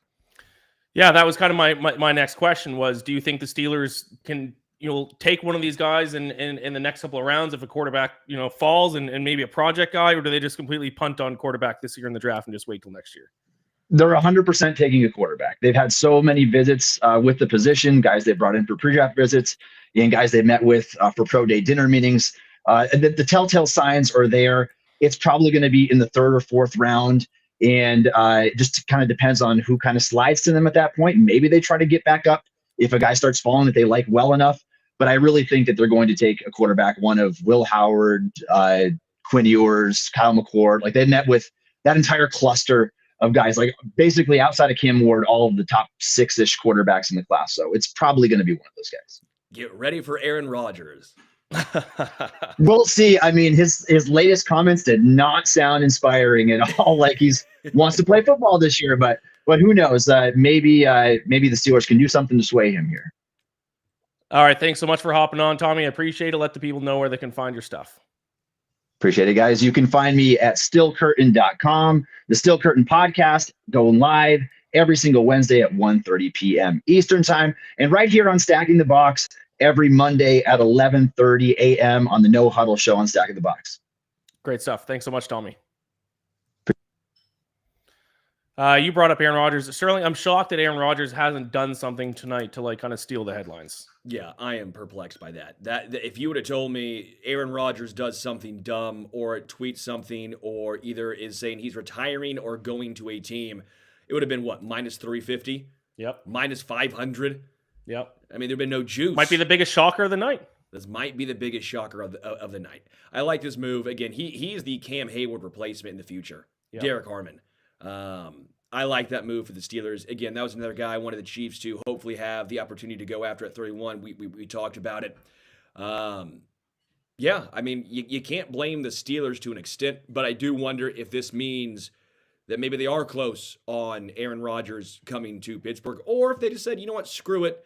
Let's get a potential game changer. Let's not take a risk on a quarterback we don't love. Maybe you can take that risk in the second or third round. No reason to waste our first-round draft pick on a guy we really, really like.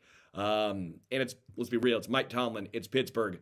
They live, they breathe that defense. The Los Angeles Chargers are on the clock, but it is, and you kind of alluded to it there earlier, Sterling, there's really, unless someone else trades up into the first round, there's only one team left that potentially will take a quarterback unless, someone pulls a Michael Penix move here. And that's the Rams at 26, the other LA team. So I think we can safely say those quarterbacks will still be available in 4 picks time because it's not Chargers, Packers, Vikings, or Texans. I don't think you're going to take a guy. I wonder if the Chargers look at a guy like Amarian Hampton, right? Running back early. We saw what the offense looked like when they had J.K. Dobbins healthy. I mean, they were very efficient and effective with J.K. healthy. So I do wonder if they say, hey, I wonder if we can replicate that with Amarian Hampton. I thought Hampton had a chance to go to Denver at pick 20. I thought that wouldn't have shocked me, surprised me. I do think there's, a good chance Amarian Hampton goes right now to L.A. Yeah, and that seems like kind of a Jim Harbaugh move too. He obviously loves to run the football. He's a big believer in establishing the run. So the Chargers taking a running back would make a little bit of sense. Yeah. Yeah, I think there's a lot of ways the Chargers could go. They have their bookends at tackle. They have a decent interior, but their offensive line as a whole, it's built on those tackles. A guy like Amarian Hampton can get outside. We, again, saw last year with J.K. Dobbins healthy what that offense looked like. Amarian Hampton, again, if I had the pick right now and I'm the Chargers, I might go that way. Will Johnson has fallen farther than I think a lot of people have expected, but also is that because of injury? If that's the reason why, then he might just be a guy that keeps slipping. The Chargers do have some defensive needs, obviously. Mike Green, do they go with a high upside pick right here? Crazy that Mike Green's still on the board too. Yeah. Yeah, producer Joanne just let us know, Michigan cornerback Will Johnson will be falling due to a knee issue that's been flagged. So that is, you just kind of said it there, Sterling. It seems to be an injury that is causing this fall for Will Johnson. Do you think there's any chance, and Sean in the chat asked, any chance that the Rams take Shadur or one of the other quarterbacks? Yeah, my thoughts. I think Jackson Dart makes so much sense to the Rams. I think Shadur also would make a lot of sense to the Rams as well. I guess I almost assumed he was going to Pittsburgh there, so that's why I just didn't even include him before the Pittsburgh pick. But yeah, I think Shadur has a great chance to go to the Rams. I think he would fit in very well with Sean McVay, learning from a great processor like Matthew Stafford. Obviously, not the arm strength that Stafford possesses, even at Stafford's advanced age. But again, learning from a guy like that cannot hurt. I always go back to Patrick Mahomes learning from a guy like Alex Smith and how much that really helped his career and helped him understand what the NFL really is like sitting a year. I think Shedeur or Jackson Dart. Again, Jackson Dart, it might be the best case scenario for him is going to the Rams at 26. Any chance to see a third tight end come off the board here? Chargers do kind of need a tight end. Mason Taylor from LSU still on the board. Any chance they go there, or is this a little too early for Mason Taylor? Yeah, I wouldn't go Mason Taylor. Quite frankly, I actually have Elijah Arroyo ahead of him. So I think that'd be a complete reach. But you are right; they do need tight end. Yeah, I think that's just a very large reach. Maybe they are a team that's trying to trade back at the moment. It is surprising. We've seen one trade. The draft started off with that huge trade between the Jaguars and the Browns, and then nothing since. And usually by this point in the draft, you've had a few first-round swaps. Yeah, all quiet on the northern front. Any chance of the Chiefs trading either up or down? So I think they only would trade up if they have a guy that they have a first-round grade on. They said there's about 13 first-round grades for the Chiefs that they had. I can't imagine who that would be left. I can't imagine of the 13 first-round grades, would it be a Josh Simmons? I don't think so. Would it be a, James Pierce Jr.? No. Would it be a Will Johnson? I just don't think so because of injury. If I had my druthers again, the way the board's falling as of now, I'm kind of all in on Luther Burden or trade back. That's where I'm at. I'm not a fan of Josh Simmons because of the injury and because the Chiefs can't develop tackles. Why would it be different this time around? Why? You also have Jalen Moore. You just signed him to a 2-year deal. I know it can be 1 year if he's ass. But on the right side, you do have Jawan Taylor. This is his last year, more than likely because of his contract. You would then have Wanye Morris for only 1 year if you chose to put him on the right side. If you wanted to draft a right tackle, okay. I actually understood that. Left tackle, with the way they've drafted at that position, it is not inspiring. And in the first round, I would like the Chiefs to continuously bolster that wide receiver spot, give Patrick weapons if you're not going to protect him. And you'd go Luther Burden over Matthew Golden. That's tough. I think Luther Burden fits the Chiefs' offense better because of the yak ability. I think with the ball in his hands, I think Matthew Golden, again, it all depends on what your team does. What does your team do? Luther Burden is very good as a power slot. He can play the X. Is he a little like Rashee Rice? I could see that, but Rashee Rice is also going to probably miss some games this upcoming season. And he's also not under contract for 2027, right? Like, you're going to have to eventually say, how much are we going to pay this guy who has either had off-the-field issues or injuries? It's tough, but that's the reality of it. Is he going to garner a ton of interest from other teams? Possibility. You might want to start looking at least having, a three-headed monster or a replacement. That guy would be Luther Burden. I just think he actually fits what the Chiefs' offense traditionally runs like. Any thoughts about what the Chiefs are going to do later on in the draft, Sterling? Day 2, day 3? Yeah, I think that running back is a legit possibility. I'd be shocked if they don't come away with a running back. That could be DJ Giddens from K-State. I really like Devin Neal in the 4th round. I think Cam Scattaboo is going to go before the 4th. But I think that 4th round, 133 or pick 95, that's the tail end of the 3rd. That's really where I'm looking at the Chiefs trying to draft a running back at. Mock drafts, though, the issue is 95 seems to be the spot, but there's always a guy that falls that you want and seems like there's too good a value. And then by the time you get to 133, it seems like almost all those running backs are gone. So you're going to have to try and give up maybe either a good player that you think fell, or you're going to have to try and find a way to fix the running back spot some other way, because that 95 to 133 range, that's where I see the sweet spot at, and that's where KC has the picks, 95 to 133. Chargers pick is finally in. They took their time with that one. But speaking of the Chargers and the Chiefs, Sterling, I don't know if you've looked at divisional odds for next year. Chiefs only minus 115 to win the AFC West. That's got to be the closest that division has been to a coin flip in a number of years. Well, you would think that, Ian, but that's actually not true.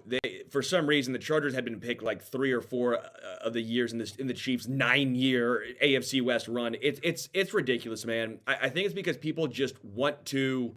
It's not fun picking the Chiefs to win. Right. It was no fun picking the Patriots to win because, oh wow, you're going off on a limb there. Yeah, I know I'm not, but I'm right. And so no one wants to pick the Chiefs, so they always pick another team. And then if they're right, they can say, look, I was correct. But if you're wrong, what are you going to say? No one's going to really back you up that much. And boom, Ian, who was right? Amari and Hampton heading to the Chargers. Yes, Chargers, number 22 overall, Omarion Hampton from North Carolina. Makes a lot of sense for this offense. Jim Harbaugh loves to run the football.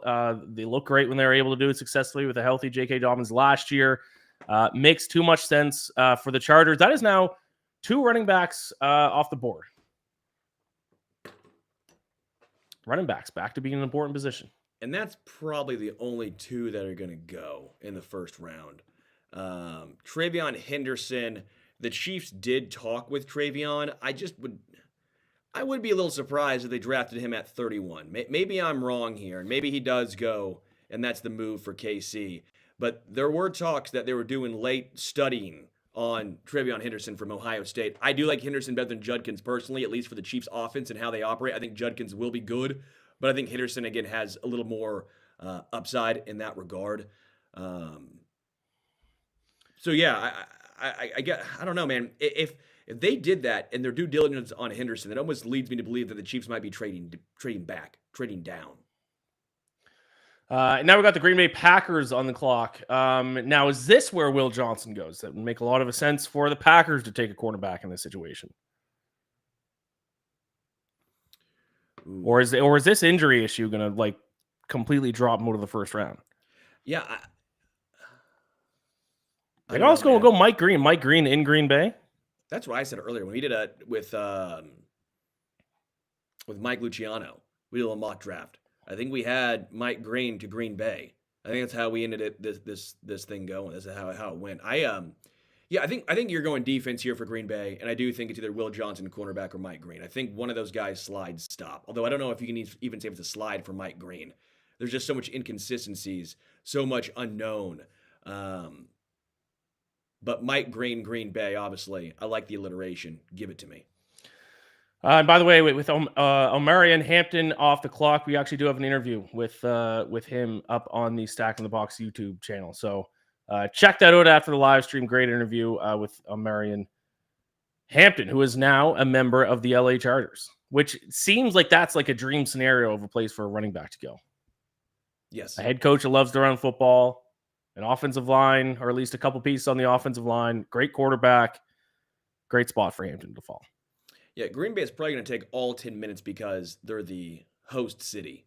Of course. Right? Then they get 10 minutes of Go Pack Go and videos of people wearing cheese on their domes. Oh, yeah. After the Green Bay pick, I'll probably switch over to Arrowhead Addict and start, rolling there. But I want to at least help my hungover friend Ian out since Ian had 4 days in Vegas, and I assume that the head's hurting a little bit. Head's hurting, body's hurting, face is hurting, everything is hurting. I'm bloated. And it's not only hungover, like it's travel, 5 hours on a packed airplane. There's not enough room on these seats in airplanes anymore. They squeeze you in there. You sound so old. There's But not it's enough true. room on these airplanes anymore. Back in my day, the seats were the exact same. Because we're the same age, Ian. You're not from the 50s when they had flight attendants walking by with, "Would you like chicken or steak, sir?" Those are the days. By the way, Sterling, bad co-host. Happy birthday. Thank I'm you. sorry I didn't bring that up. It's actually tomorrow, technically. Okay. Is my birthday. 31 tomorrow. 31 tomorrow. There you go. But we had my family over today.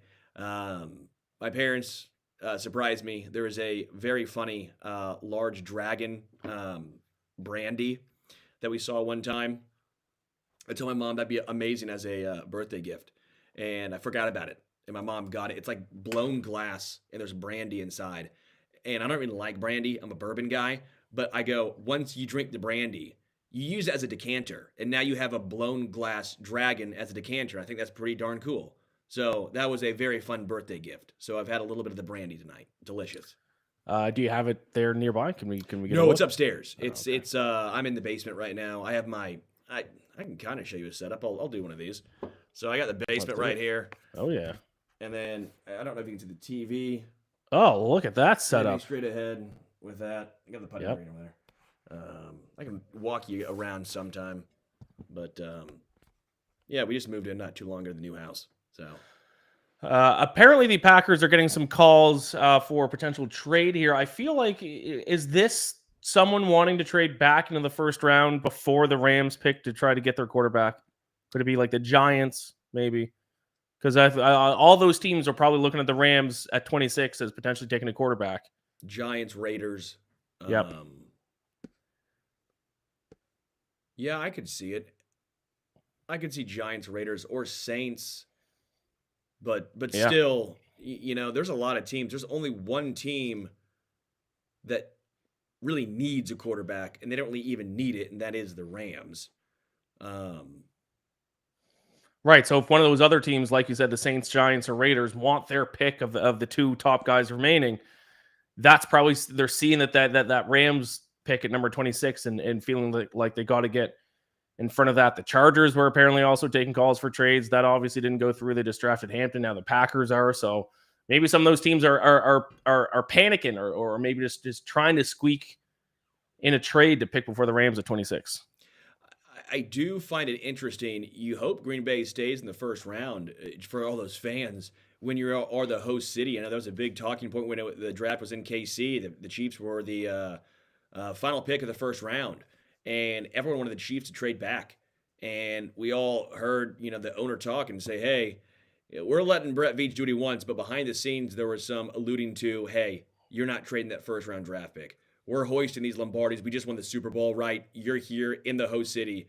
You're going to pick here at 30. At that time, it was 31 because 32 was voided because of Miami tampering, I believe, with Tom Brady. Right. And they drafted FAU, which was, again, 31. You're not getting a first-round talent either way. But looks like the pick is in for Green Bay, so it does look like they are keeping their draft pick. They just showed a hilarious stat on the screen. Green Bay's population, 107,000. Tonight's draft attendance, 125,000. Love it. Good for Green Bay. Love it for the city. Sorry, town. I've been to a Lambeau Field for a game. It was very cool. Historic I'm jealous. stadium. I've always wanted to go to Green Bay. Always wanted to go to a game. Looks like per sources, Packers are taking wide receiver Matthew Golden from Texas. Interesting. That's a lot of receivers the Packers have. A lot of young receivers. I thought that maybe the Packers were going to try to get a vet receiver this offseason to try to, teach some of these younger guys, because it is a very young core that does have talent, but also they make mistakes that young receivers make. But instead of doing that, they just drafted another one. I guess I'll point out, does Christian Watson, is he on his final year of his deal? Because wasn't he a second rounder? He was a second rounder, yes. Christian, yeah, because right now they got Jaden Reed, Romeo Doubs, Christian Watson, Dontavion Wicks. Yeah, but Christian Watson was a second rounder. Is this the final year of his contract? Yeah, it'd be the final year of his contract. Right? Because he was a second round, 34th overall. And this would be the final year of his contract. I don't believe he has an extension. Correct me if I'm wrong, Packers fans, but this might be your Christian Watson replacement then. Yeah, and to be fair, as loaded as the Packers receiver room is from a depth standpoint, none of those guys have really taken over and established themselves as a true star wide receiver that you can rely on on third down and in key situations. It kind of seems like one game Jaden Reed will have a big game, then Romeo Doubs will have a big game the next week. They do, like I said, as good as it is that they have depth at that position, they might just be kind of seeking a top end talent guy to really take over as the number one guy in that locker room, and maybe that guy is Matthew Golden. Yeah, I think that's what you're at least hoping for. Yeah, I guess I'm just surprised. I am surprised. I did not think they would go this way. I didn't think they'd go offense. I thought you really were looking at Mike Green or Will Johnson. This was a shock, especially if you think about it. If they were fielding calls, why wouldn't you trade back? Unless you fell in love with Matthew Golden, which, okay, that's understandable, but you still have some wide receiver talent left. I don't know. It just, to me, I'm a little surprised by this. Yeah, potentially could have traded back, I suppose. But yeah, I mean, I'm shocked that Will Johnson and Mike Green still on the board. Are they both going to get taken at some point this round? I'll say yes still. I don't feel confident, but I'll say yes. I'm leaning 60-40 yes. That both will. I mean, if Jalen Walker wasn't available, I would have been happy with Mike Green at 15. And now they're, we're down to pick 24 now. The Vikings are on the clock. I love the boos for the Bears. That was great. You got to love when the hometown boos the rivals. Yep. And boos Goodell. Let's be real now. That's always one of the best traditions in sport. Boo the commissioner. All right, Ian. I'm Sterling? sorry.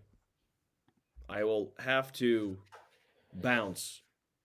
It's all good. I'll do my best to drive this ship home the last nine picks. Keep it I'll between do my the best. buoys, okay? Between the buoys. Yep, You I'll got do my this. best. Thank you, Sterling. You'll be on Arrowhead Addict. Chiefs fans, check it out. Just give me one name, final prediction for who the Chiefs are going to take at 31. I'll lock it in. Luther Burden III. Lock it in.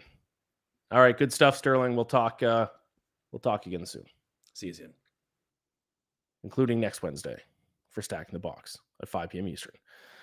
All right, we are getting close to the final stretch here. Vikings, Texans, Rams, Ravens, Lions, Commanders, Bills, Chiefs, Eagles will be the teams that will round out the first round, barring any type of trade.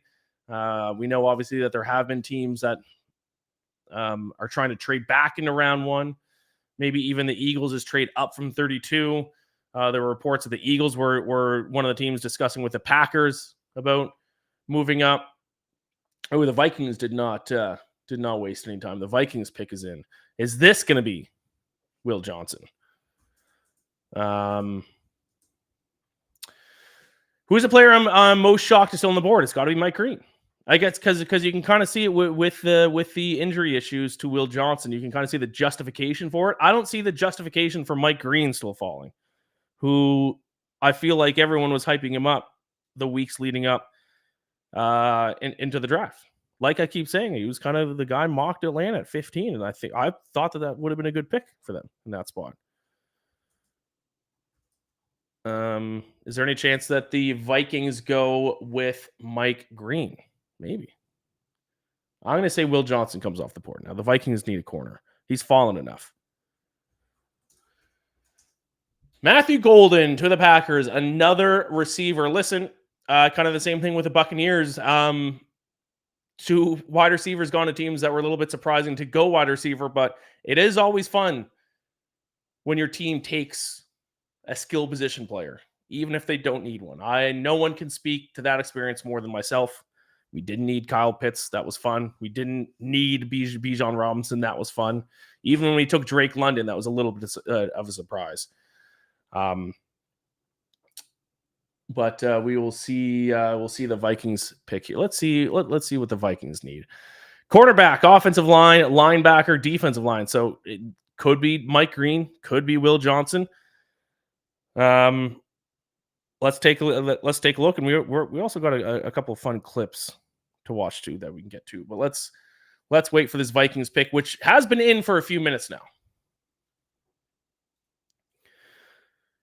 The JJ McCarthy era is set to begin in Minnesota. It is kind of funny. JJ McCarthy obviously got hurt last year before the season started. They then obviously just rolled with Sam Darnold, but everyone still is kind of talking like JJ McCarthy, like it's already a foregone conclusion that he's going to be a great quarterback. Do we even know that? Will they look stupid if he ends up not being good, and meanwhile Sam Darnold's over in Seattle tearing it up? Maybe they'll both have bad seasons. Maybe they'll both have great seasons. But it is funny that even though we haven't seen JJ McCarthy play in a regular season game, it does seem like like no one's even questioning whether or not he's going to be good. He was the fourth or fifth quarterback off the board last year. A lot of people didn't like him heading into the draft. Game manager at Michigan, people said. The Vikings pick is in. Vikings are taking Ohio State tackle/guard Donovan Jackson. So they go offensive line. They're going to protect JJ McCarthy.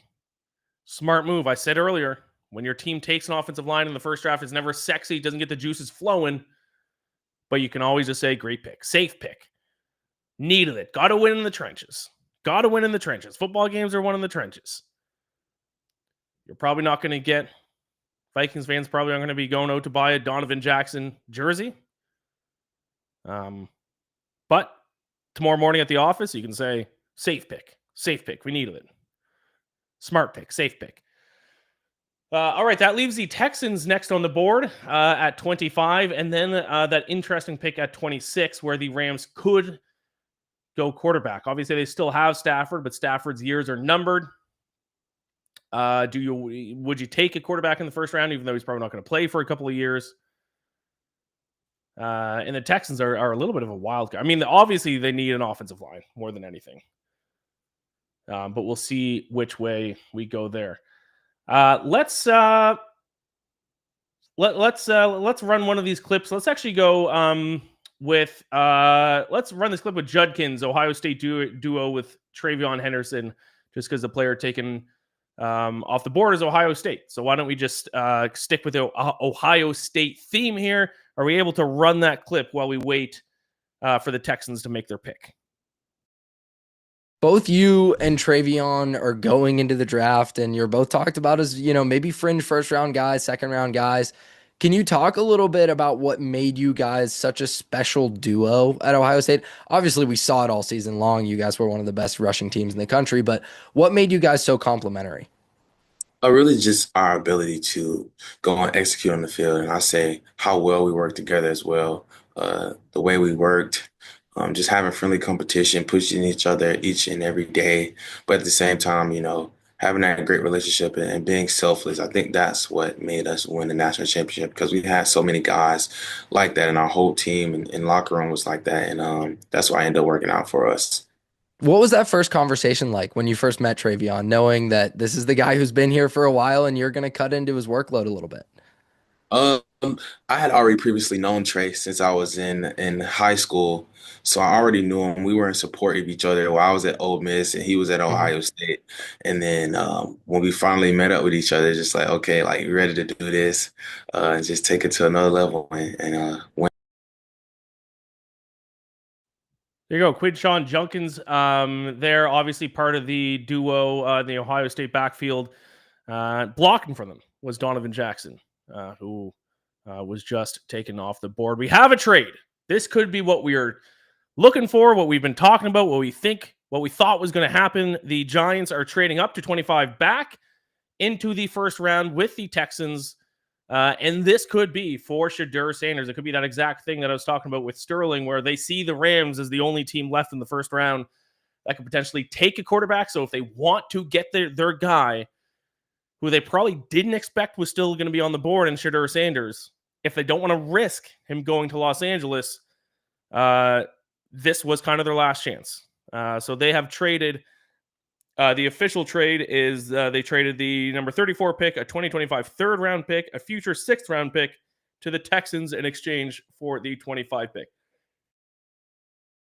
You would assume they are going to go quarterback here. You're not going to make that big of a trade back into the first round and not take a quarterback. Obviously, a position that the Giants need. The Giants picked up a couple of quarterbacks, but certainly neither of which they plan to be their franchise quarterback moving forward. Russell Wilson, they signed him. Jameis Winston, they signed him, and they re-signed Tommy DeVito, who I guess might just be like maybe he's a good vibes locker room guy at this point.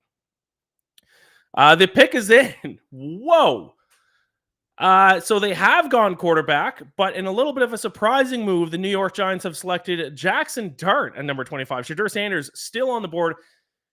Not a top 2 quarterback being taken, which we saw some steam the week heading into the draft. I know from an odds perspective, Jackson Dart at one point became the favorite to be the second quarterback off the board. And Shedeur Sanders continues to fall. Likely now, unless the Rams do go quarterback and do go Shedeur Sanders, he could just completely fall out of the first round and fall to day 2. Now, Shedeur Sanders probably not going to last long on day 2.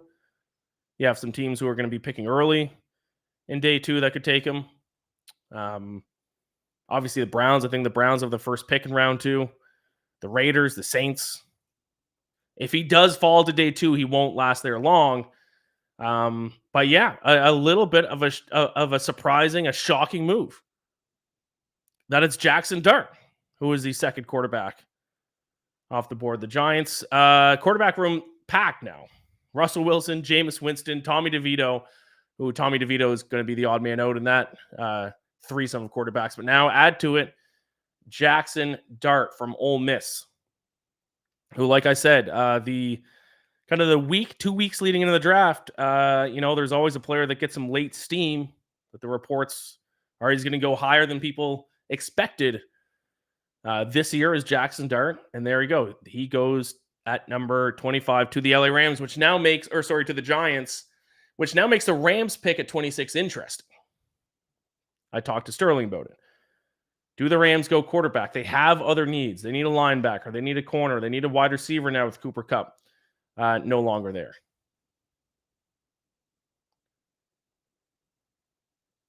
Or do they take a quarterback, a position they don't need this season or next, probably, have him sit behind Matt Stafford, learn, develop, and then start him in a couple of years?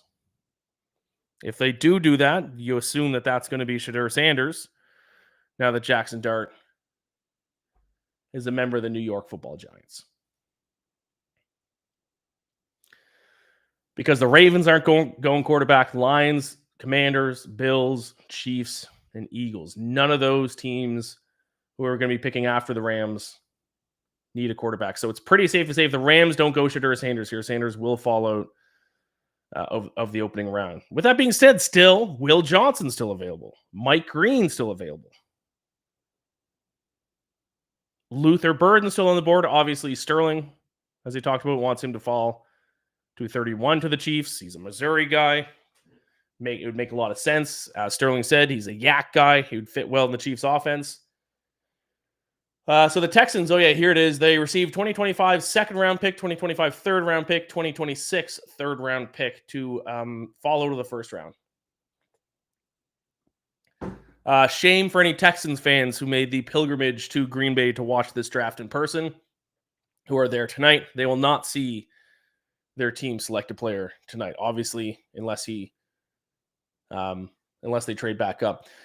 Quarterbacks, Shedeur Sanders still on the board. Quinn Ewers still on the board. There are still some guys, but it's going to be Shedeur, you would think. That would be baffling if Shedeur Sanders is not at least the third quarterback taken off the board. But here it is. Roger Goodell coming out to make it official.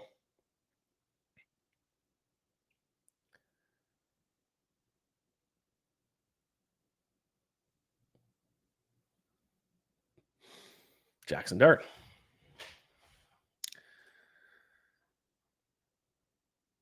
So the Rams are on the board. Will we see Shedeur Sanders, Mike Green, and Will Johnson all go in this first round? One of them is probably going to fall off and fall to day 2. Is there anyone there still in the green room that was invited to the draft that hasn't been taken? That's always sad. Report Falcons are trading back into round 1. Whoa. Mike Green, maybe we get 2 pass rushers. That would be wild. Falcons back on the board. Just traded with the Rams. What did we give up? Who are we getting? Are we taking Will Johnson? We could use a corner. Ooh, the Falcons making moves. It has to be. It'd be wild if they just take 2 defensive linemen. But I would think they go Will Johnson. Is there a different corner that would make sense if teams still don't trust Will Johnson because of his injury at this point? Who would be the next corner? Nick Amanawari at safety? Maxwell Hairston from Kentucky, a corner? Trey Amos from Ole Miss, the corner? Or do they just go, if they do go corner, I think if you're going to trade up, it's because you're trading up to get the guy that they don't expect him to still be on the board.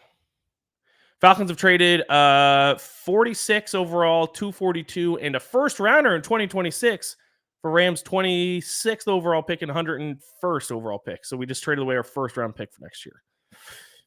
Okay.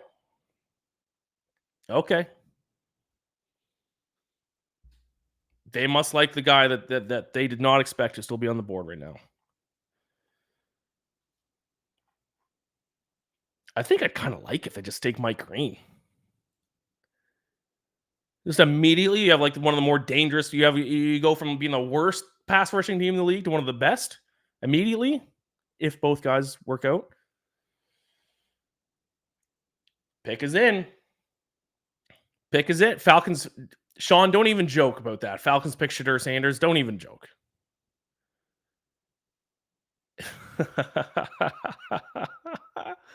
That would be hilarious.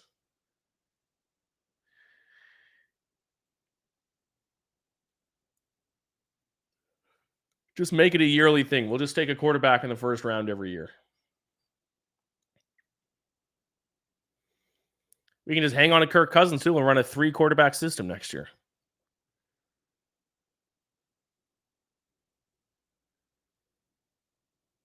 Jackson Dart's a great name for a quarterback, by the way. Obviously, that's been said before. But what a name for a quarterback. Throwing darts all over the field. Okay, back on the board.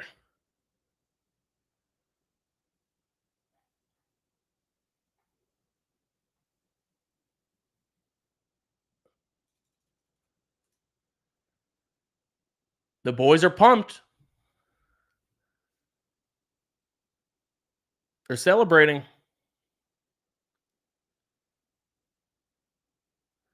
26th overall pick and 2025 third round pick that gave up next year's first, this year's second, and this year's 7th. Which means the Falcons won't pick again for a while. I guess probably until that third round pick. Okay. I mean, if you nail these 2 picks, we're in a great spot.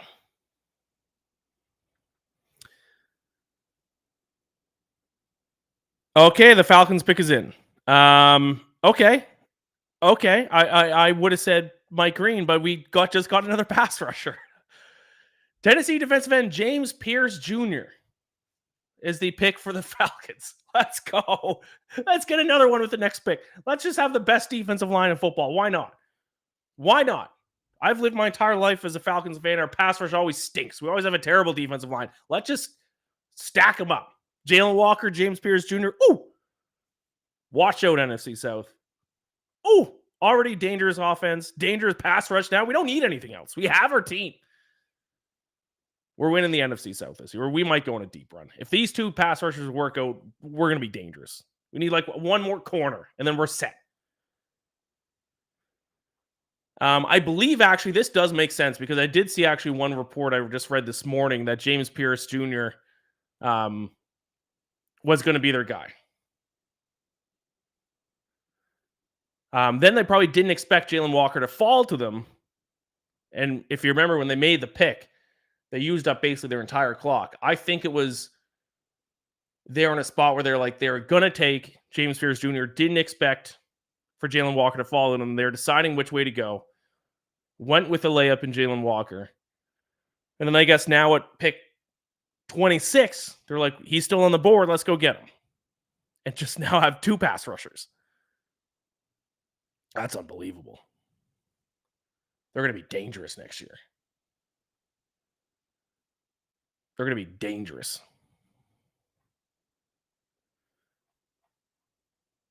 James Pierce Jr. off the board. A couple of SEC pass rushers paired up in Atlanta. What a dream.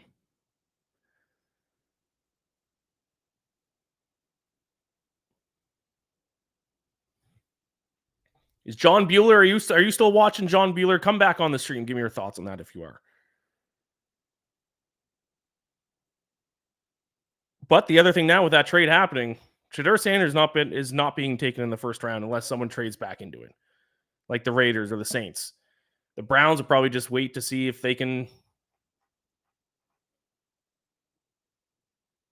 just take him tomorrow, I guess.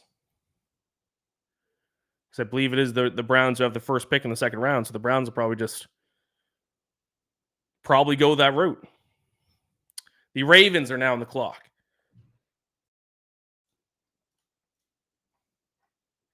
Ravens certainly are taking Sanders.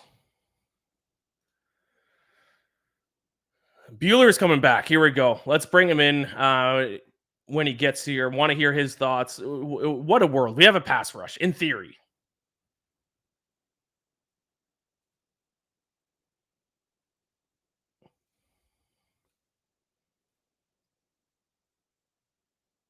I mean, I'm curious what Bueller thinks, because like obviously I'm not on Twitter right now, so I don't even know what the Falcons fan base is feeling. But I kind of like 2 pass rushers. Why not? Am I wrong?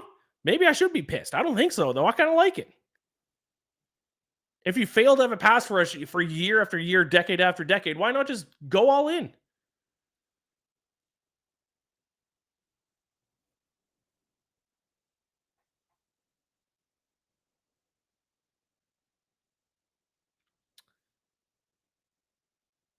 I like this tweet. I did just scan just to see. Connor O'Gara says the Falcons getting Jalen Walker and James Pierce Jr. to address their pass rush needs is like having a craving for ice cream and cleaning out the entire Ben & Jerry's section at Publix. Correct. Why not?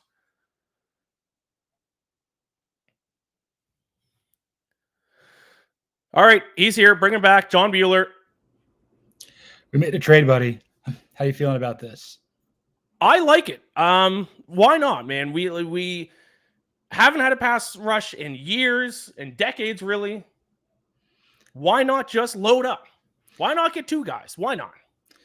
Yeah, I had a feeling like I was telling my girlfriend, like, okay, we may make another move here. We got to wait until all 32. And then I know that the Falcons have had a history with like the Rams. Obviously, Les Snead, the GM there, has Falcons ties. But James Pierce Jr. was a guy that had been like, top 5 pick entering last year. Seemed that his draft stock seemed to fall. I'm glad he wasn't the guy we took at 15 and moved back in. I thought initially it was going to be like Maxwell Hairston Jr. here out of Kentucky. I know that's another guy they're looking at, but like you're absolutely right. We haven't had a pass rush since John Abraham, really. Being able to address this is pretty good. Very pleasantly surprised. But what are your thoughts on the compensation that they got to give up to the Rams here?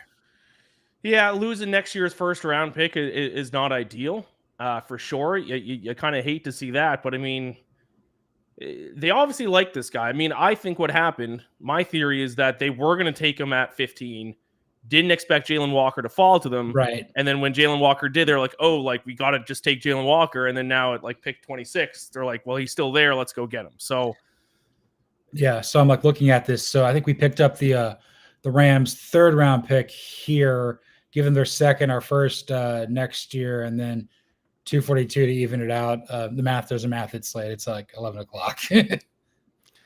Yeah, but I mean, it's so hard to evaluate draft day trades because, like, if both these pass rushers hit for the Falcons, then I'm fine with giving up next year. 100%. So, I was just trying to coast through the rest of the draft. What are your kind of thoughts about what's going on? Obviously, the Ravens are here. I think this might be Donovan Ezekua, another guy that would be cool. Okay, Malachi Starks. That's who they're looking to get right now. That's another Georgia player. Timing for me to come back on is perfect. Another Malachi Starks. The Ravens got another great defensive back. Unbelievable. Yep, paired up now in the defensive backfield with Kyle Hamilton. So the Ravens, defense is going to be very good next year. I swear, man, if they don't win a Super Bowl or get to it here soon, like, what are they doing? Like, they've got everything lined up. I mean, Kyle Hamilton, Marlon Humphrey, now Malachi Starks, all in the same defensive backfield. It's the rich get richer, man.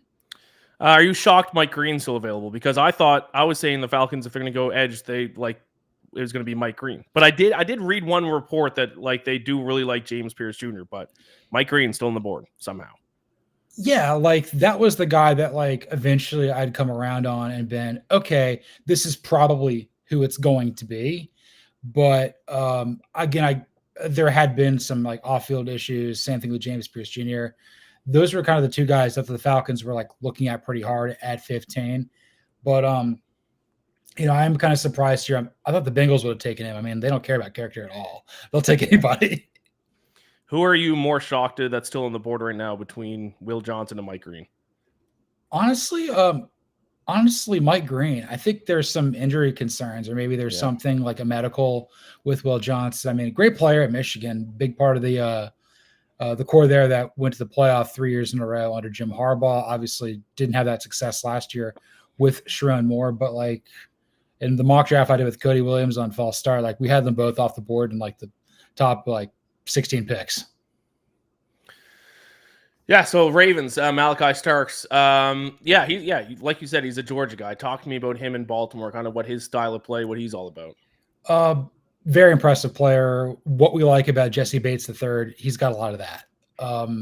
Again, like he's not going to like make a huge play every game, but every couple of games he'll make a play that completely wows you. Certainly one of the most talented defensive backs Kirby Smart's had at Georgia. Again, he's going to a fantastic place for him there in Baltimore, playing alongside fellow Georgia native Kyle Hamilton and everything like that. Kind of surprised he's on the board here, but then again, like I'm just happy he's not going to the Eagles. I mean, the Eagles are going to get somebody good at 32. You and I both know that's going to happen. Yeah.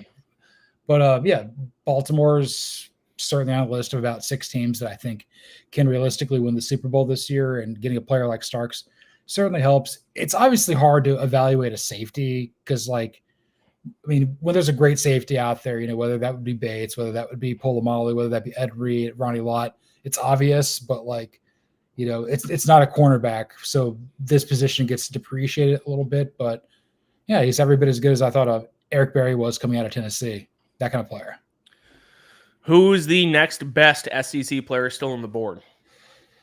Ooh, man, I gotta been following along here. I'm trying to think. I feel like Nick Scourton might be a good pick here as well.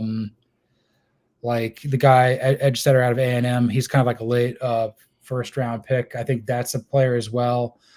Trying to think who else is on the board SEC wise. Maxwell Hairston, the cornerback out of Kentucky, has been kind of a newcomer here. If he feels like a kind of player that's going to be like tactically sound, kind of like a AJ Terrell, if you will.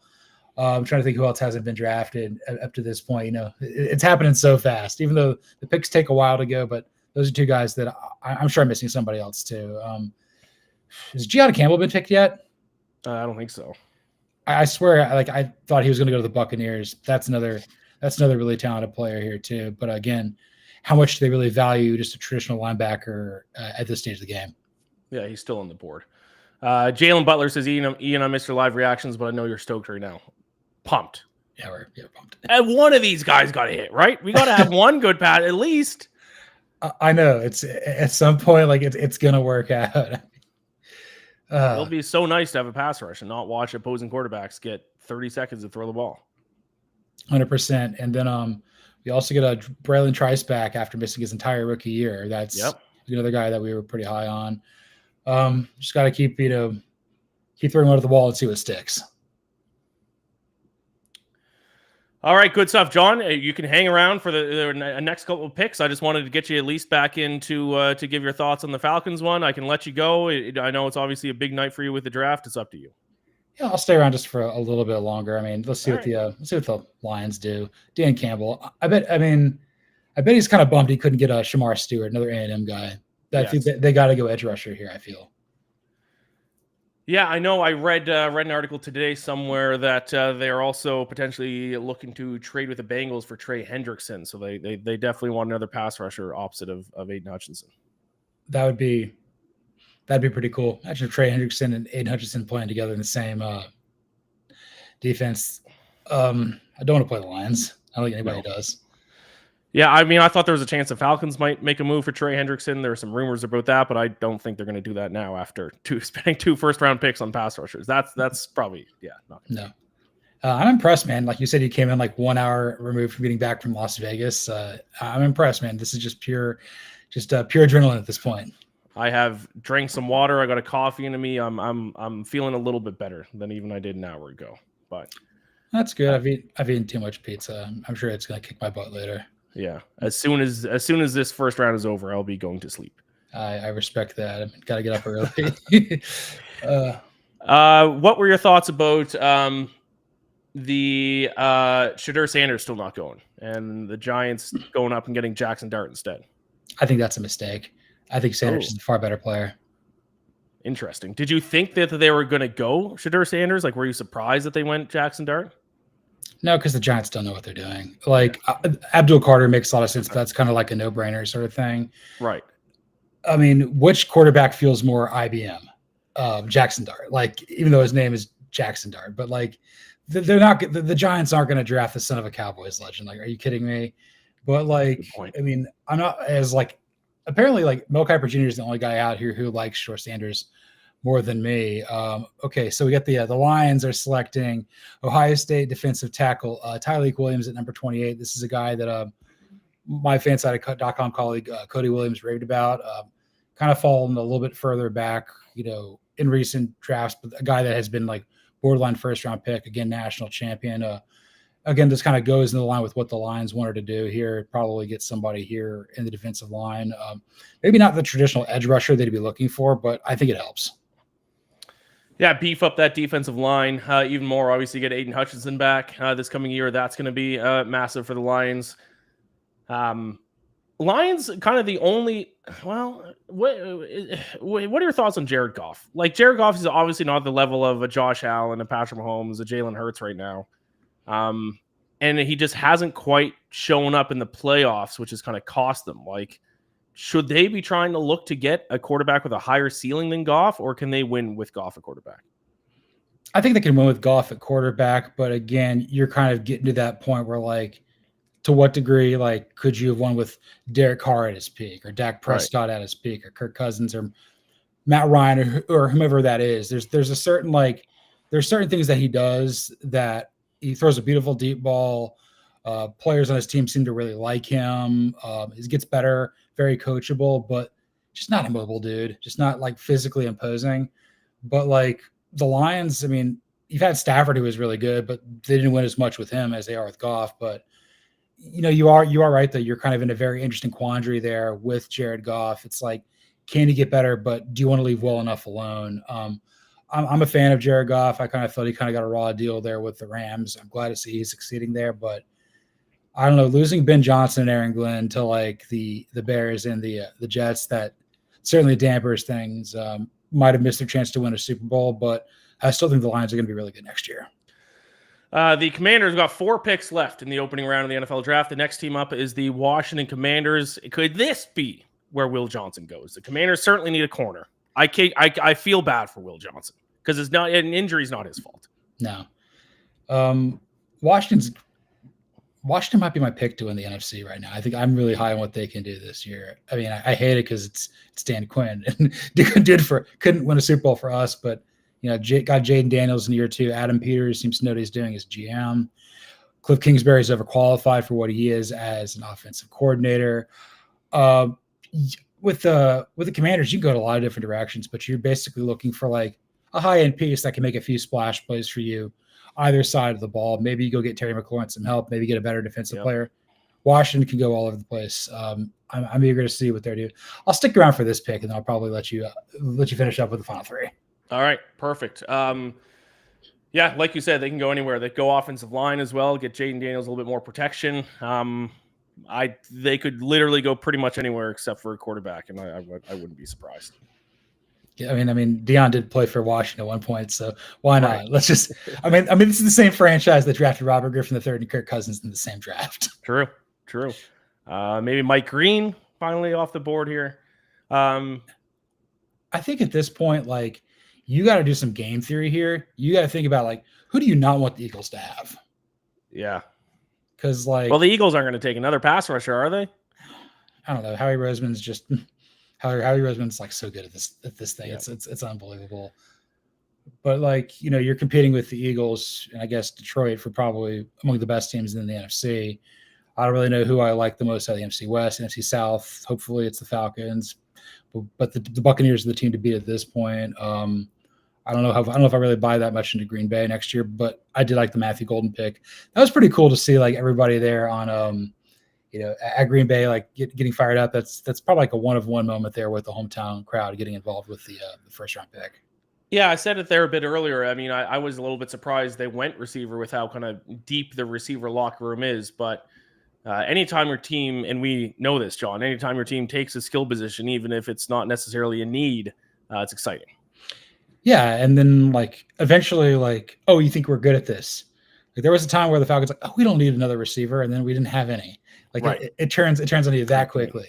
Yep. And there's situations where you think you don't need a quarterback, and then all of a sudden you do.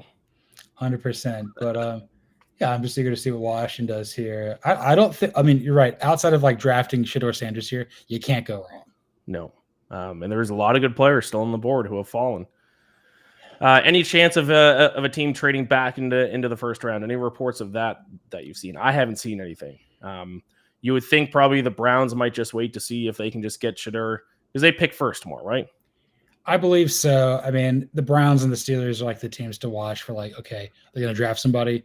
Is that who Kirk Cousins is going to go to potentially? Then there's also the whole ties with the the Vikings, which I don't really buy into. But like, if there's any team that I think could trade back into the first round, it might be Cleveland. I don't know who that would be with, though. Cleveland has 2 of the first 4 picks tomorrow because of that trade with the Jaguars. They pick first, so they have the 33rd overall pick and the 36th overall pick. The Raiders, they're at 37. They could go quarterback. The Saints at 40 could go quarterback. I don't think Shedeur Sanders will fall very far tomorrow. Like he's not going to be waiting around too long tomorrow. Yeah, just before the pick comes in, one of my big theories is like the Lamar Jackson thing. Like if you think there's a quarterback worthy of going in the first round, trade up and get him. Have the option to get a 5th-year option. Yeah, good call. Because otherwise, like you're dealing with a whole like you got 4 years there, and if they're good, Right. like what Derek Carr and Andy Dalton were initially, like you got to make a decision pretty quickly. Yeah, that's good call. So maybe we will see that. Browns certainly have kind of the capital to make that move if they want to. Yeah, because it's just like one more year of Deshaun Watson. It's far less punitive to get rid of him after next year. But like, I don't know. Okay, so the Commanders, they're going to go with Oregon offensive tackle Josh Carnley Jr. at number 29. This is a guy that I remember that the Falcons have been tied to as well. This is a guy that was looking like later in the first round. And I know Washington has the background as like back in the 90s under Joe Gibbs with like the Hogs, but historically, like of late, like this has just not been a team that does very well at drafting along the offensive line. So I'm happy to see the Commanders kind of go in that direction. Makes a lot of sense. Listen, if you got a quarterback that will hopefully continue to be as good as he was in his rookie season in Jaden Daniels, you got to protect him. That's even number one before the weapons. I mean, you have obviously the main weapon in Scary Terry, but you have to protect your investment, and that's what they're doing here with this pick. You bring up a good point, though. You got to protect your investment. There's a lot of similarities with the kind of offense and the tempo that they played with at Oregon. Under Will Stein the last couple of years with Bo Nix and Dylan Gabriel at quarterback. Kind of feels like there's some things that could translate very quickly into what they want to do with Cliff Kingsbury there in Washington. So I like the pick. Again, like they could have gone in a lot of different directions. They went for depth, and I think this helps them on their quest to potentially get back to the Super Bowl for the first time in 30-something years. So this is a pretty good value pick for the Commanders here at 29. I still have a prediction that Penix and Jaden Daniels might be like a fun like quarterback duel the next handful of years. Like it could turn into the NFC's version. I'm getting maybe a little bit ahead of myself, but the NFC's version of Mahomes and Josh Allen. Is that crazy to say? They already had one great overtime duel. No, I think that like Jaden Daniels was my favorite quarterback in that draft. I mean, very high on Penix too. I have some questions about Caleb Williams with overcoming the bears of it all.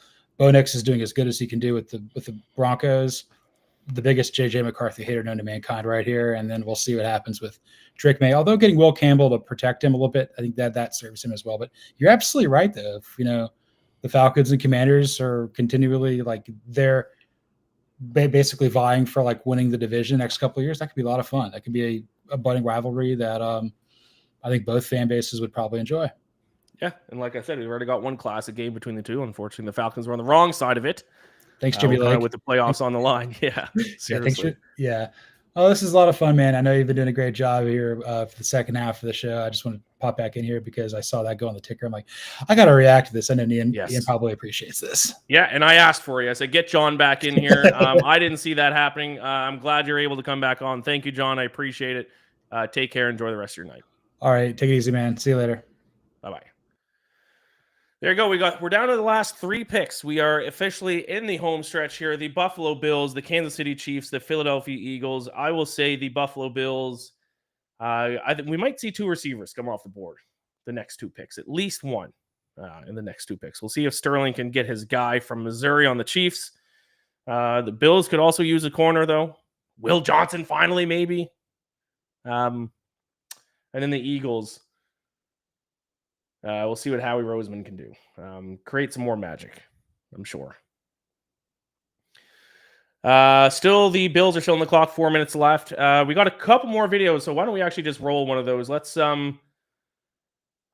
Let's go back to Tet MacMillan. The MacMillans are taking over the NFL, by the way. I don't know if you guys noticed. Us MacMillans, we're isn't the guy on the Broncos MacMillan? We got some MacMillans now. We got a clip, I believe, that we can run of him saying he has the best hands in the draft. Could be topical with the wide receiver potentially coming off the board here in the next couple of picks. Can we run it? I would say I have the best hands in the draft class. But outside of that, I have an advantage at 6'4", being a bigger receiver.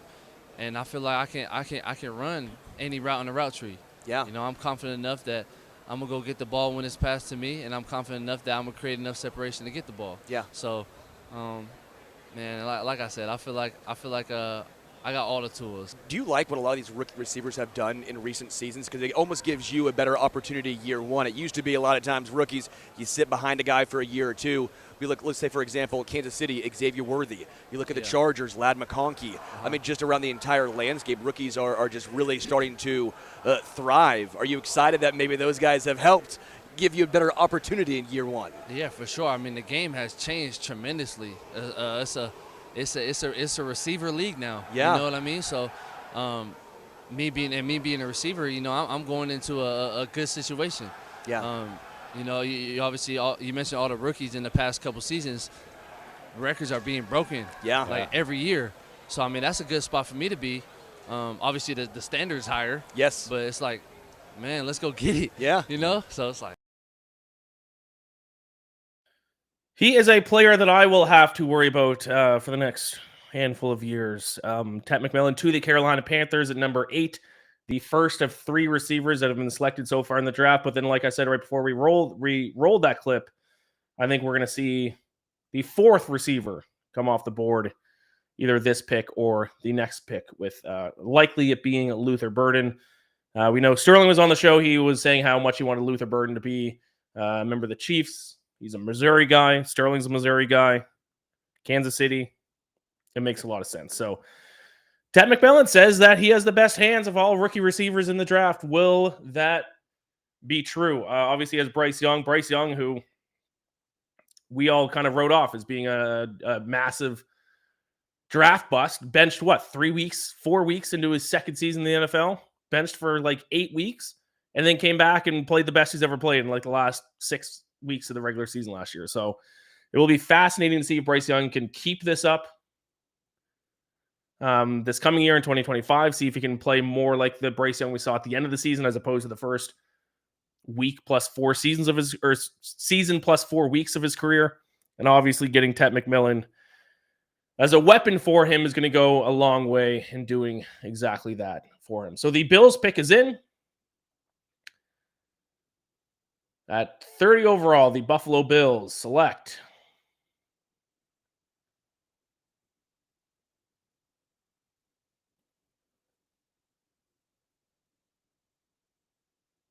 I'm trying to read this guy's lips. I don't have the sound on. Maxwell Hairston, cornerback from Kentucky, obviously a guy that I thought might have been who the Falcons were going to take when they traded back into the first round. So cornerback for the Buffalo Bills, obviously that makes a ton of sense. If you want to get to the Super Bowl, you're going to have to beat Patrick Mahomes in the playoffs. And one of the better ways to do that is going to be to take a corner. The Bills secondary was not good last season, I believe. If I can bring up some quick numbers here. Buffalo 23rd in the NFL last season in opponent yards per pass attempt, gave up 6.8 yards per throw. Going to be hard to beat Patrick Mahomes in the playoffs if you're giving up 6.8 yards per throw. The Eagles are on the clock. We got a trade. The Eagles, they just traded up with the Chiefs. I guess just swap picks with the Chiefs. If I can find the details of that trade, but it looks like the Philadelphia Eagles are on the clock. The Super Bowl champion Philadelphia Eagles are on the clock. Howie Roseman is on the clock. One of the best, maybe the best GM in football right now. I don't think that'd be a hot take. We will see what he has up his sleeve. At number 31 overall, swap picks with the Chiefs. The Chiefs probably are going to take a receiver, so they probably feel comfortable swapping, thinking the Eagles aren't going to take a receiver. But we have someone here to talk about the Philadelphia Eagles, the last guest of the day, Jeffrey Knox. Hello, my friend. How are you doing? What's going on, man? How are you? I'm doing well. I'm pumped about my Falcons. We finally should have a pass rush. But Jeff, talk to me about the Eagles. Just traded up to the number 31 spot. What are your thoughts about what they're going to do there? I'm going to go with Jahad Campbell out of Alabama. Rumor has it they tried to trade up to the 23rd selection to get him. Obviously didn't need to. He's still in the green room at 32, and I think that's going to be the choice. Awesome pick, though. First time since 1979 that the Eagles have taken an off-ball linebacker, so we're excited. There you go. Fascinating stuff. Yeah, when John was just on the show, John Bueller, he was talking about, I asked him who he felt the best SEC player left on the board was, and that's who he said, Jahad Campbell. So you think the Eagles go there, off-ball linebacker, to boost up an already dominant defense. Yep, swinging for the fences here, man. Like I said, they haven't taken a linebacker since 1979. It was getting to the place I didn't think they ever would, but this may be the year they get it done. This may be the year they get it done. By the way, congratulations on winning the Super Bowl. I appreciate it. How does that feel? It feels awesome, man. And I feel like you should have had me back on later. I feel like we had this conversation last year. You said you was going to get me on more often. And this is the first time I've been on since I was on last year. I know. We should have had you on leading in the playoffs. It was a playoff run. It was unbelievable stuff by the Eagles. And now another Super Bowl for Philadelphia. I'm available, man. Playing injured tonight. As you can see, I'm having a sinus issue and everything. Got the flu. Worst case scenario, a summertime flu. So, it is what it is, though, man. But thought I'd bring the energy for you anyway. That's what I am. I'm a trooper. I appreciate it. I needed it. I'm in the home stretch. I'm tired. It's late here. I've had a long day. I appreciate it. You would be. It's a long day. This is kind of what you get. This started off as like a hoodie. Sweating for no reason, man. So I'm stripped down to a t-shirt, and I don't know how much longer I'm gonna be up after this pick is over. Yeah, as soon as this draft is done, I'll be heading to bed. Have they made this pick official yet? Do you think there's any other direction the Eagles could go in, or do you think it's basically official at this point? Edge rusher, but the thing that got me was Howie Roseman was talking about that he didn't have 32 first round grades, and right. I'm sure Jahad Campbell was one of them. The guys that I was assuming he'd probably trade up for, maybe if Walter Nolan would have fallen a little further, maybe him. And you can never rule out the possibility of offensive lineman and everything. But the guy they really like, Josh Connolly, they had a top 30 visit with him. He's off the board now, so he's not an option. So, yeah, probably look for that offensive lineman tomorrow, which has been like a very popular pick for them in the second round these past few years, whatever. Any chance at all you think Mike Green, because he might be the guy I'm most surprised is still on the board? I like Mike Green too. I worry about the level of competition that he saw sometimes, and I'm like you. I thought he would have been off the board by now, but they tend to kind of stay in the realm of guys that they've met with and things of that nature when they're interested in stuff like that. Ely Ringo, Jalen Hunt, Cooper DeJean, and Quinyon Mitchell last year. So typically guys that they actually sit with and talk to, those end up being the guys they walk with. But yeah, I thought Mike Green was going to. I thought he was going to be the pick at 15 for the Falcons. When the Falcons traded back into the first round, I thought he was going to be the pick there, but. Nope, passed on him both times, and he is still on the board. They wouldn't go wide receiver in this spot, would they? Luther Burden. They're probably set. I would say no. They just don't seem to want to invest that type of capital into the third guy. And after declining Jahan Dawson's fifth-year option on his rookie deal, it just seems like we're just gonna have a revolving door there for a while. They just feel like they can plug anybody in that position. It doesn't really matter much, but. Maybe some truth to that. We're probably going to lose Dallas Goedert, but at the same time, too, you're looking at a scenario where, that's probably like the fifth, sixth option on this offense anyway. Yeah, True enough. I'm just a little bit fascinated, like why they felt the need to kind of swap the picks with the Chiefs, because I feel like the Chiefs are definitely going to go receiver, but maybe I'm wrong there. Maybe they're nervous that the Chiefs were going to go Jihad Campbell. You never know. I know a lot of times in those situations what they do is they call those guys, and they're not going to tell them who they pick, but they can kind of ask like, all the different defense. So maybe they heard something they didn't like, but in that same realm of thinking, I didn't understand why the Giants had to move up to 25 to get Jackson Dart. I thought he'd be available tomorrow. Yeah, great point. So the pick is now official. You called it. Alabama linebacker Jihad Campbell going to number 31 overall to the Philadelphia Eagles. You like that pick? I like it. I like it a lot. Off-ball linebacker, like I said, they're starting to realize that there is some value in the position. Something they just never paid to since Andy Reid was pacing the sidelines. But they're set there now with the All-Pro Zach Bond. If Nakobe Dean can get healthy, you got a lot to be excited about with him. I just wonder if he ever is going to be healthy. Yeah. And you got Jeremiah Trotter Jr., the son of a legend, waiting in the wings and things of that nature. But good to see them invest in the second level of the defense. By that same realm of thinking, I probably figured it wasn't going to be safety unless it was Malachi Starks, and that temptation was removed. So yeah, I love the pick. Off-ball linebacker, and he also satisfies some edge needs. He can rush. And I mean, at this point, anytime Howie Roseman makes a pick, you just have to trust it and just assume it's going to be a good pick. Yeah, but I think his ability as an edge rusher probably had a lot to do with it. So we'll see. All right, good stuff. Jeffrey Knox, let the people know where they can find your work.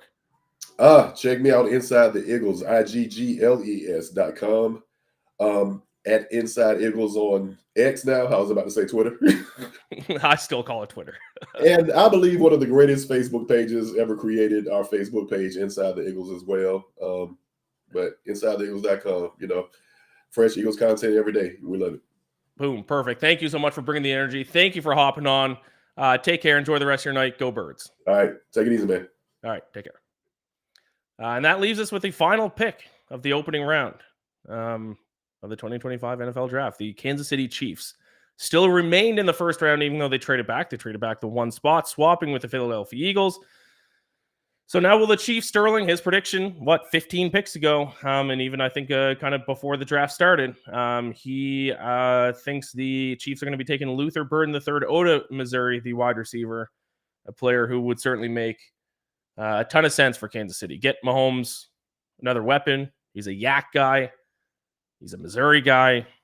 It makes too much sense. But if they go defensive lineman, Mike Green is still on the board. I keep bringing him up, but he's still on the board. Will Johnson, corner, still on the board. They're probably not going to go corner, though. I would say it's going to be between Luther Burden and Mike Green. It is shocking that there's a very real possibility both Mike Green and Will Johnson fall to day two. But that happens. Every single year in the draft, we get a couple of those. And, of course, Shedeur Sanders, who I can guarantee is not going to go to the Kansas City Chiefs. Shedeur Sanders will be off the board. Might be first pick of round 2 tomorrow with the Cleveland Browns. I selfishly hope the Browns don't take Shedeur Sanders because the Browns are one of the only possible landing spots for Kirk Cousins as a potential trade partner with the Falcons. And Kirk wanted to wait till after the draft because he didn't want to get Michael Penix again. So if the Browns draft a quarterback, he will not be going to Cleveland. If they don't, Cleveland is a very real possible landing spot for Kirk Cousins. Jihad Campbell, Alabama, linebacker to the Eagles. What I'm sure will be yet another great pick by Howie Roseman. Must be nice to be an Eagles fan right now. Must be nice. You got a great GM. You just won the Super Bowl. Your roster is loaded. You got Saquon Barkley. What a world. What other way could if the Chiefs do go receiver, is there another receiver that they could potentially go instead of Luther Burden? I think Luther Burden is the clear next best receiver. I've been doing well with pronouncing names. Jack Besh. Wide receiver out of TCU. Jaden Higgins out of Iowa State. And running back, actually, is another position that the Chiefs could go. Trayvon Henderson still on the board from Ohio State. He would obviously be the next running back off the board. It is possible. That could be it. They may go running back. The Chiefs pick is in, and that'll wrap up day 1 of the draft, and that'll wrap up this live stream, and I'll be able to go to sleep.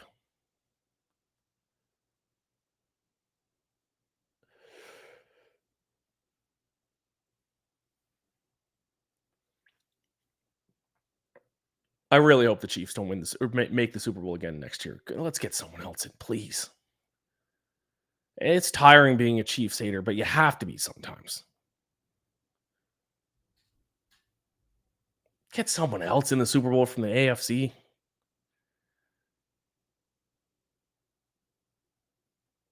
Now I'm getting nervous. They're going to take a receiver and then just he becomes like the best receiver in the NFL. And now then we have 10 years of Patrick Mahomes thrown to the best receiver in the NFL. Perfect.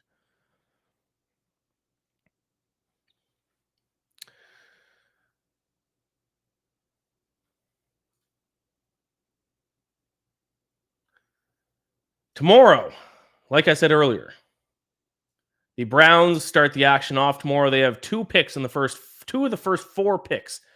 They pick first tomorrow, then they pick 4th because of that trade with Jaguars that kicked off this draft. The Texans pick 2nd because of that trade back with the Giants. Texans, I think, will go offensive line. I think that's a reason why they could trade back. I think that next tier of offensive line will be available for them there tomorrow. The Titans with their 2nd pick of the draft, after getting Cam Ward 1st overall, that'll be 3rd selection tomorrow, 35th overall. Now they got Cam Ward. Maybe they go get a linebacker, get him a weapon. And then Raiders, if Browns don't want Shadur Sanders, that's probably going to be the next realistic landing spot for Shadur Sanders is the Raiders picking 5th tomorrow. And then if he still is on the board, or if we see any kind of trade, you got the Saints picking 8th tomorrow. You got the Jets picking 10th tomorrow. Potential landing spots for Shadur Sanders at quarterback. My Falcons no longer have a pick tomorrow now because of their trade to get back into the first round. The next time the Falcons pick will be 101st overall. 37th pick in round 3. So Falcons fans, you can take a little bit of a breather tomorrow. It'll be one of the last picks tomorrow. I think it's 2 and 3 tomorrow. I think it's 2 and 3. And then 4, 5, 6, 7 the last day.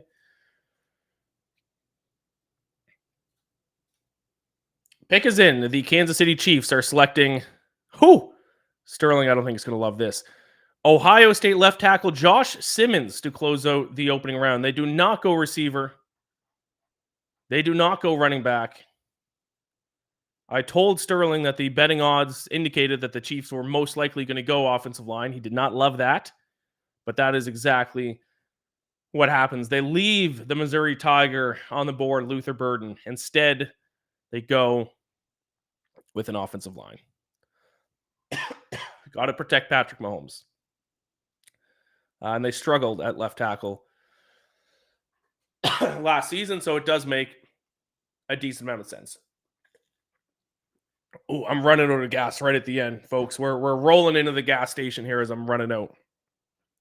But there you go. That's the first round. I'm sure Arrowhead Addict is live, and we'll be talking about that pick a little bit more. Like I said, Sterling was on and did not love the idea of offensive line. Wanted a receiver, wanted a running back. Maybe a defensive line.